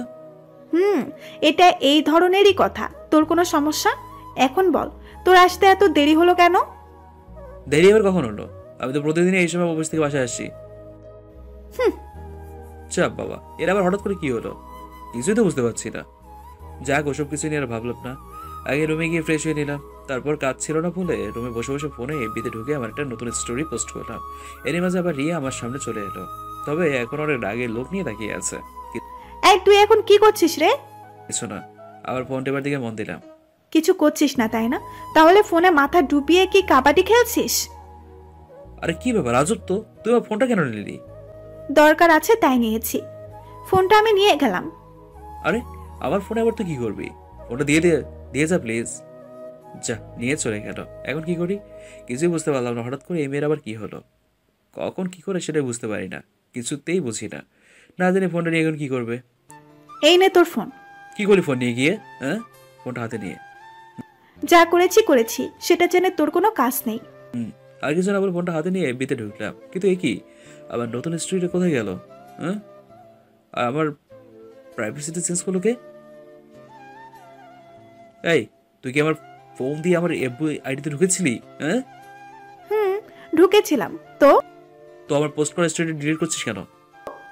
কারণ আমার ওটা ভালো লাগেনি, তাই উঠিয়ে দিয়েছি। তোর ভালো না লাগলে আমার কি? আর সবার পছন্দ তো এক না, তাই বলে তুই আমার এত কষ্ট করে লেখা স্টোরিটা ডিলিট করে দিবি? শুধু এই স্টোরি না, সাথে আরো অনেক কিছু করেছি। কি বাজে বাজে স্টোরি। তার চেয়েও বাজে স্টোরি নায়িকার নামটা। আবার লেখা স্টোরি আমি বুঝবো, আর নায়িকার নামের কথা বলছিস? আবার হিসেবে আমি যে মেয়ের নামগুলো স্টোরিতে দেই সেগুলো আমার সব পছন্দের নাম। কি বাজে চয়েস তোর। এগুলো কোনো নাম হলো? আমার মতো সুন্দরী মেয়েদের নাম দিবি, ইচ্ছে করলে আমার নামটাও দিতে পারিস। জানিস কত সুন্দর সুইট নাম আমার, রিয়া। আর আজকের পর থেকে তোর সব স্টোরিতে আমার নাম লিখে দিবি। আমার কি ঠেকা পড়েছে যে আমার স্টোরিতে তোর নাম দিতে যাবো? পেতনির মতো নাম একটা। এই শোন, আমাকে ভুলেও পেতনি বলবি না, নইলে কিন্তু ভালো হবে না। আর হ্যাঁ, এখন থেকে তোর গল্পে যেন আমার নামটাই থাকে। সেটা সম্ভব না, আমি তা করতে পারবো না। সেটাই সম্ভব। আর হ্যাঁ, তোর আইডিতে আমি কিছু আইডি ব্লক করে দিয়েছি, ভুলেও সেগুলো আনব্লক করবি না, নইলে কিন্তু তোর খবর আছে, জানিয়ে রাখলাম। রাগের লোক দিয়ে নিজের রুমে চলে গেল। আহা, কি মায়াবী চেহারা। মনে হয় বারবার এই মায়াবী চেহারার প্রেমে পড়ে যায়। সেটা অবশ্য অনেক আগেই পড়ে গেছি, নতুন করে আর পড়ার মতো কিছু নেই। তবে ব্যাপারটা কি হলো সেটা মাথা মুটি কিছুই মাথায় ঢুকলো না। হঠাৎ করে রিয়ার হলোটা কি? আর ও আমার আইডিতে কাকে গিয়ে ব্লক মেরেছে? না, এসব আর কিছু না ভেবে সাথে সাথে ব্লক লিস্ট চেক করলাম। কিন্তু এ কি, এই মেয়ে তো আমার সাথে যতগুলো মেয়ের আইডি কানেক্ট করা ছিল সবগুলো ব্লক মেরে দিয়েছে, সাথে ওরই কলেজে কিছু বান্ধবীদের কেউ। কিন্তু কেন? হয়তো কলেজে কোনো ঝগড়া হয়েছে এদের ভেতর। যাক বাবা, ওসব ওদের ব্যাপার, আমি তা দিয়ে আর মাথা ঘাটালাম না। এভাবে চলতে লাগলো আরো কিছুদিন। এখন রিয়া আর আমি আরো অনেক কাছে চলে এসেছি, সারাক্ষণ একসাথে সময় কাটাই, এখানে সেখানে দুজন মিলে ঘুরতেও যাই। আর হ্যাঁ, এমনিতে আমার এখন যতগুলো গল্প নতুন আসছে সবগুলোতে রিয়ার নাম দেই। তবে মাঝে মাঝে রিয়াকে রাগানোর জন্য ইচ্ছে করে গল্পে অন্যজনের নাম দেওয়ার মিথ্যে কথা বলি, যার শাস্তি স্বরূপ আমাকে সেদিন না খেয়ে থাকতে হয়। অবশ্য মাঝরাতে রিয়া নিজেই আমাকে ডেকে তুলে খাবার খাইয়ে ছাড়ে। এখন আর রিয়ার কলেজে থামতে পারি না, ওকে কলেজ গেটে নামিয়ে দেওয়ার সাথে সাথেই আমাকে সেখান থেকে ভাগিয়ে দেয়। আর যদি ভুলেও সেখানে কোনো মেয়ের সাথে আমাকে কথা বলতে দেখেছে তাহলে তো আমার হয়েই গেল, পুরো রাত বাসার বাইরে দাঁড় করিয়ে রাখে যতক্ষণ না পেতনিটার রাগ ঠান্ডা হয়। এক কথা বলতে গেলে এখন মোটামুটি আমার সময়টা খুব সুখেরই যাচ্ছিল, কিন্তু ওই যে বলে না সুখের সময় বেশি দিন স্থায়ী হয় না, ঠিক সেটাই হলো আমাদের সাথে। আজকে অফিস থেকে তাড়াতাড়ি বাসায় চলে এলাম, মনটা অনেক খারাপ হয়ে গেছে। কি ব্যাপার, আজকে এত তাড়াতাড়ি অফিস থেকে বাসায় ফিরলি যে? অফিসে কাজের চাপ কম ছিল তাই বাসায় চলে এলাম। ও, তো যা, তুই গিয়ে আগে ফ্রেশ হয়ে নে, আমি তোর জন্য খাবার বেড়ে দিচ্ছি। না, আমি এখন খাবো না, অফিস থেকে বেরোর সময় খেয়ে এসেছি। ও আচ্ছা। তারপর কিছুক্ষণ দুজনে চুপ থাকলাম, পরে ব্যাগ থেকে খামটা বের করে রিয়াকে দিলাম। এই নে ধর। কিসের খাম এটা? কি আছে এর ভেতরে? খুলে দেখ। হুম। তারপর রিয়া খুশি মুখে খামটা খুলতে লাগলো। এ কি, এটা তো একটা পাসপোর্ট। কার এটা? আবার তোর। আগামী সপ্তাহে তুই ইউএস যাচ্ছিস, তোর বাইরে পড়তে যাওয়ার স্বপ্ন পূরণ হলো। হ্যাঁ সত্যি? সত্যি, এবার আর তোর বাইরে পড়তে যাওয়ার কেউ আটকাতে পারবে না, সাথে আমিও না। কি? তুই কি আমাকে কিছু বললি? না, কিছু না, তোকে আবার কি বলতে যাব। এখন বল, ট্রিট কবে দিবি? তোকে এত বড় একটা খুশির খবর শোনালাম, ট্রিট তো একটা লাগবেই। ঠিক আছে দেব, কিন্তু আজকে না। ওকে। আমি আর কিছু না বলে রুমে গিয়ে শুয়ে পড়লাম, মাথাটা অনেক ব্যথা করছে। না রে, এই কি ব্যাপার, তুই এই অবেলায় শুয়ে পড়লি কেন? তোর কি শরীর খারাপ? মাথাটা শুধু একটু ধরেছে, কিছুক্ষণ ঘুমালে ঠিক হয়ে যাবে। আচ্ছা ঠিক আছে, তুই তাহলে এখন একটু ঘুমা, কিছু দরকার হলে আমাকে ডেকে নিস, আমি পাশের রুমেই আছি। ঠিক আছে। হুম। রিয়া নিজের রুমে চলে গেল, এদিকে আমিও হালকা ঘুমিয়ে নিলাম। ঘুম থেকে উঠলাম একদম রাতের বেলা, অবশ্য রিয়া এসে নিজে আমাকে জাগিয়ে দিয়ে গেছে। কিরে, এখন কেমন লাগছে? এখন ঠিক আছে। যাক ভালো আছে। শোন, আমি যে বাইরে পড়তে যাব সেটা কি বাসায় জানিয়েছিস? মামা মামি ও আব্বু আম্মুকে জানিয়ে দিয়েছি। তারা কি বললো?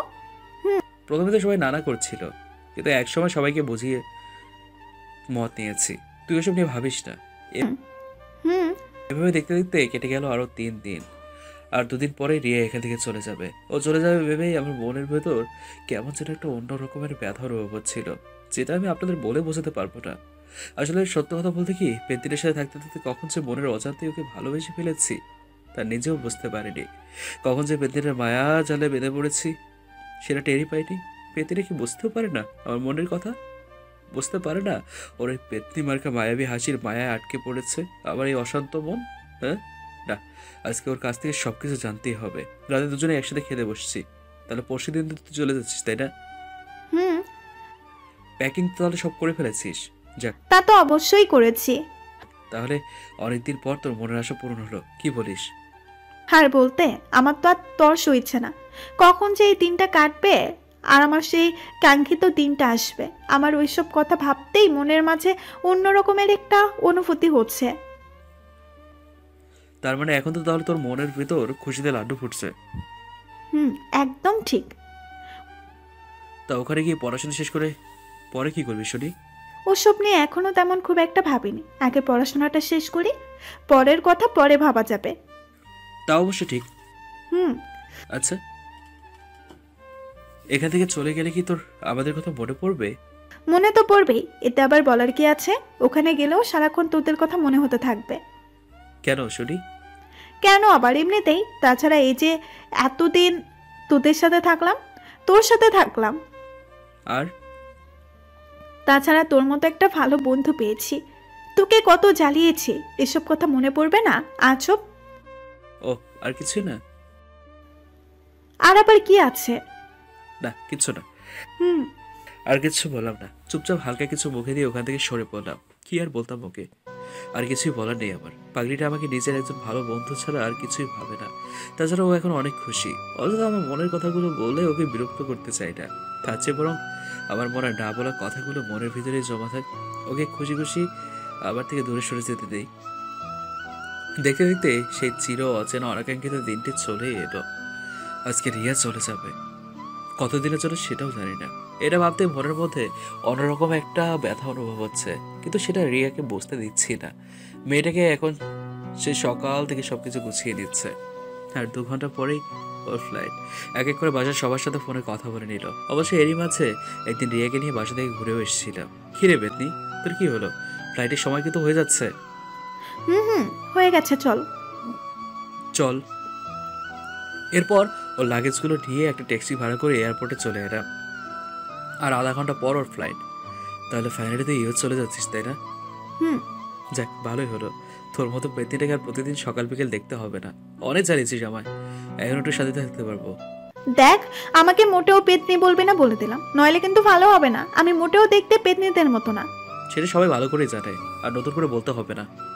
দেখ সোহান, আমি কিন্তু এখন রেগে যাচ্ছি। এখন যদি আমি রেগে যাই তাহলে যে তোর কি অবস্থা করব সেটা আমি নিজেও বলতে পারবো না। থাক, তোর আর অযথা রাগার দরকার নেই। এমনিতেই আর একটু পথ চলে যাবি।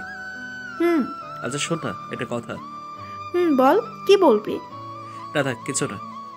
আরে কি হলো বল না, কি যেন বলতে চাইলি? এমন কিছু না, বলছিলাম কি ভালো করে যাস, ওখানে ভালোভাবে থাকিস আর নিজের খেয়াল রাখিস। আর আর আবার কি? আর কিছু বলার নেই তোর? কি আর বলার থাকবে? না, আমার কেন জানি মনে হচ্ছে তুই আমায় কিছু একটা বলতে চাইছিস। দেখ, হাতে কিন্তু আমার আর তেমন কোনো সময় নেই। কিছু বলার থাকলে বলে ফেল। ভালো থাকিস, তোকে খুব মিস করবো রে। ওকে জড়িয়ে ধরে বললাম। আর না, আর কিছু না। যা, এবার তুই ভেতরে চলে যা, তো সময় হয়ে গেছে। আমার ওদিকে কিছু জরুরি কাজ আছে, আমাকেও যেতে হবে। আচ্ছা চলি, ভালো থাকিস। চলে এলাম সেখান থেকে। আর কিছুক্ষণ ওখানে থাকলে নিজেকে রিয়ার সামনে রাখতে পারতাম না। এদিকে আমি চলে আসার পর রিয়াও ভেতরে চলে গেল। আমি আর এয়ারপোর্টে থাকলাম না, চলে এলাম সেখান থেকে। ওটা বড্ড খারাপ। নিচে না চাইলেও 2 চক্ষু দিয়ে বৃষ্টি ঝরে পড়ছে। পাগলিটাকে হারিয়ে ফেললাম, চিরদিনের জন্য হারিয়ে ফেললাম। ভাবতেই মনটা হাহা করে কেঁপে উঠছে। কি এমন ক্ষতি হতো পড়াশোনা করার জন্য বাইরে নাকি আমার কাছে থাকলে? এখানে থেকে কি পড়া যেত না? আর কিচ্ছু ভাবতে পারছি না। চক্ষু দুটো নোটা পানিতে ভরে যাচ্ছে বারবার। রিয়ার ওখান থেকে এসে আর বাসায় ফিরলাম না, চলে গেলাম অন্যরকম একটা জায়গায়। মন খারাপ, তাই দুঃখ ভোলার জন্য যেসব কিছু জীবনেও ছুঁয়ে দেখিনি ওইসব কিছু সঙ্গে নিয়ে এলাম। তারপর এক জায়গায় বসে ইচ্ছে মতো খেয়ে নিলাম। ওইসব কিছু খাওয়ার পরেও মনটা হালকা হচ্ছিল না। এদিকে রাতও অনেক হয়ে গেছে, তাই আর রাস্তায় বসে না থেকে বাসার দিকে ছুটলাম। বাসার গেটের কাছে গিয়ে ধপ করে পড়ে গেলাম। হয়তো এখন নেশা ধরে গেছে। অনেক কষ্টে নিজেকে সামনে নিয়ে গেটের কাছে গেলাম, কিন্তু কি গেট খোলা কেন? আমি তো যাওয়ার সময় গেটে তালা দিয়ে গেছিলাম। তাহলে কি বাসায় চোর ঢুকেছে নাকি? অবশ্য চোর ঢুকে চুরি করবে নাই কি? মহামূল্যবান জিনিসটি কয়েক ঘন্টা আগেই হারিয়ে ফেললাম। আমি আর কিছু না ভেবে বাসার ভিতরে ঢুকে গেলাম, কিন্তু কি আমার কি নেশা করা একটু বেশি হয়ে গেল নাকি? নেশার করে রিয়াকে আমার সামনে দেখছি, তাও আবার রাগের লোক নিয়ে কোমরে হাত দিয়ে আমার দিকে তাকিয়ে আছে। এটা কি করে সম্ভব? হয়তো নেশা করার কারণেই এমন হয়েছে। কি রে ডাইনি, তুই এখানে কি করছিস? নেশাক্ত স্বরে বললাম। কি হলো, কথা বলছিস না কেন? তোর না এখন ইউএসএ তে থাকার কথা? তাহলে এখানে কি করছিস? নাকি এখনো আমাকে খাওয়ার জন্য আবারও ফিরে এসছিস? কোনটা? এই, তুই কি ড্রিঙ্কস করেছিস? এ মা, তুই কথা বলছিস কি করে? তোকে যেটা জিজ্ঞাসা করেছিস সেটার উত্তর দে। হ্যাঁ, আমি ড্রিঙ্কস করেছি। তো কি হয়েছে? কিন্তু কেন? তুই তো এগুলো কোনোদিনও খাস না। হ্যাঁ, খাইনি, কিন্তু আজকে খেলাম। কারণ কি জানিস? কি? কারণ হলো তোর জন্যই আজকে আমি ড্রিঙ্কস করেছি। আমার জন্য মানে? হ্যাঁ, তোর জন্য। তুই কোথাকে? তোকে কে বাইরে পড়াশোনা করার জন্য যেতে বলেছে? গেলি তো গেলি, আমার এই শান্ত মনটাকেও চুরি করে গেলি। যাওয়ার আগে একটি বারও আমার মনের কথাটা বোঝার চেষ্টাও করলি না, বুঝলি না আমার মনের ভাষা। কতখানি ভালোবাসি তোকে। আগে আমি যখন একা ছিলাম তখন কত ভালো ছিলাম, কিন্তু তোকে ভালোবাসার কারণেই আজকে আমার এই দশা। ডাইনিটা যেই শুনলো যে ওর ইউএস যাওয়ার ভিসা তৈরি হয়ে গেছে, সাথে সাথে লাফিয়ে চলল ইউএস। মন তো করছিল তোর তাড়িয়ে তোকে একটা চড় মারি, কিন্তু চড় মারলে তোর ওই সুন্দর কালগুলো লাল হয়ে যাবে, তাই আর মারিনি।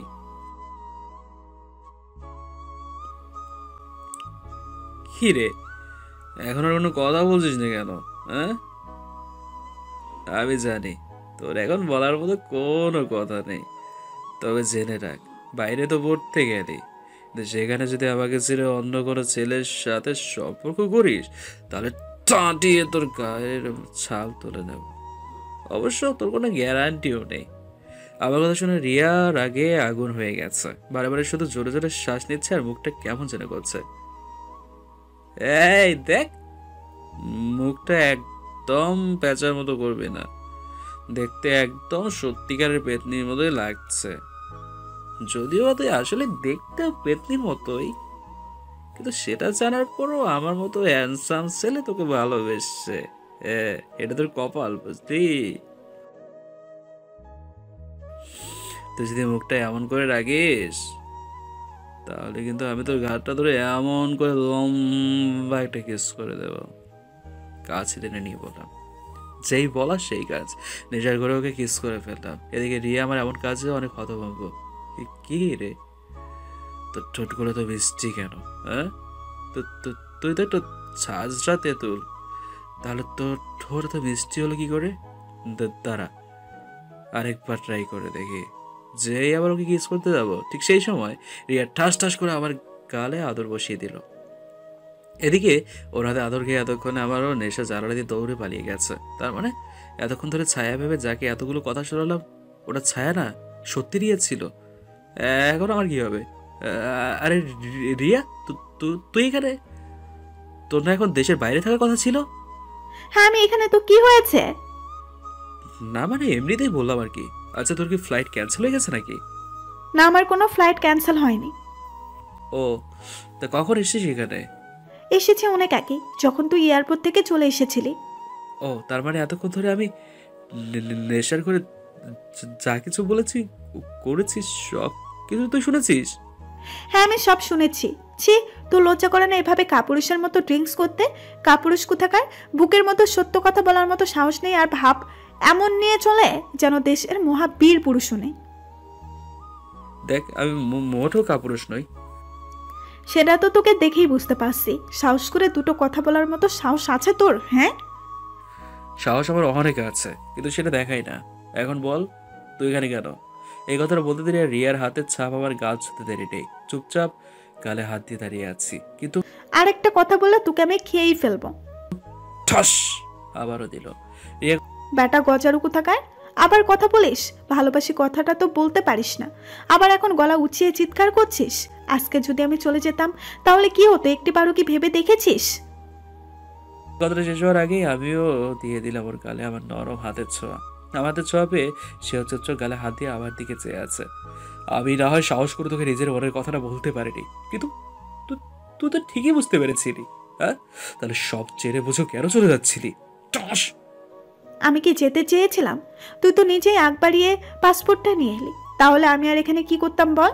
তারপরেও আমি সারাক্ষণ এই আশায় থেকেছি যে এই বুঝি তুই তোর মনের কথাটা আমায় বলবি, কিন্তু না, তুই তো একটা হাতারাম কাপুরুষ। এত সুযোগ দিয়েও নিজের মনের কথাগুলো বলতে পারলি না, তাই তো কোনো উপায় না পেয়ে ইউএস যাওয়ার মিথ্যা নাটকটা করলাম। সবই তো জানতি।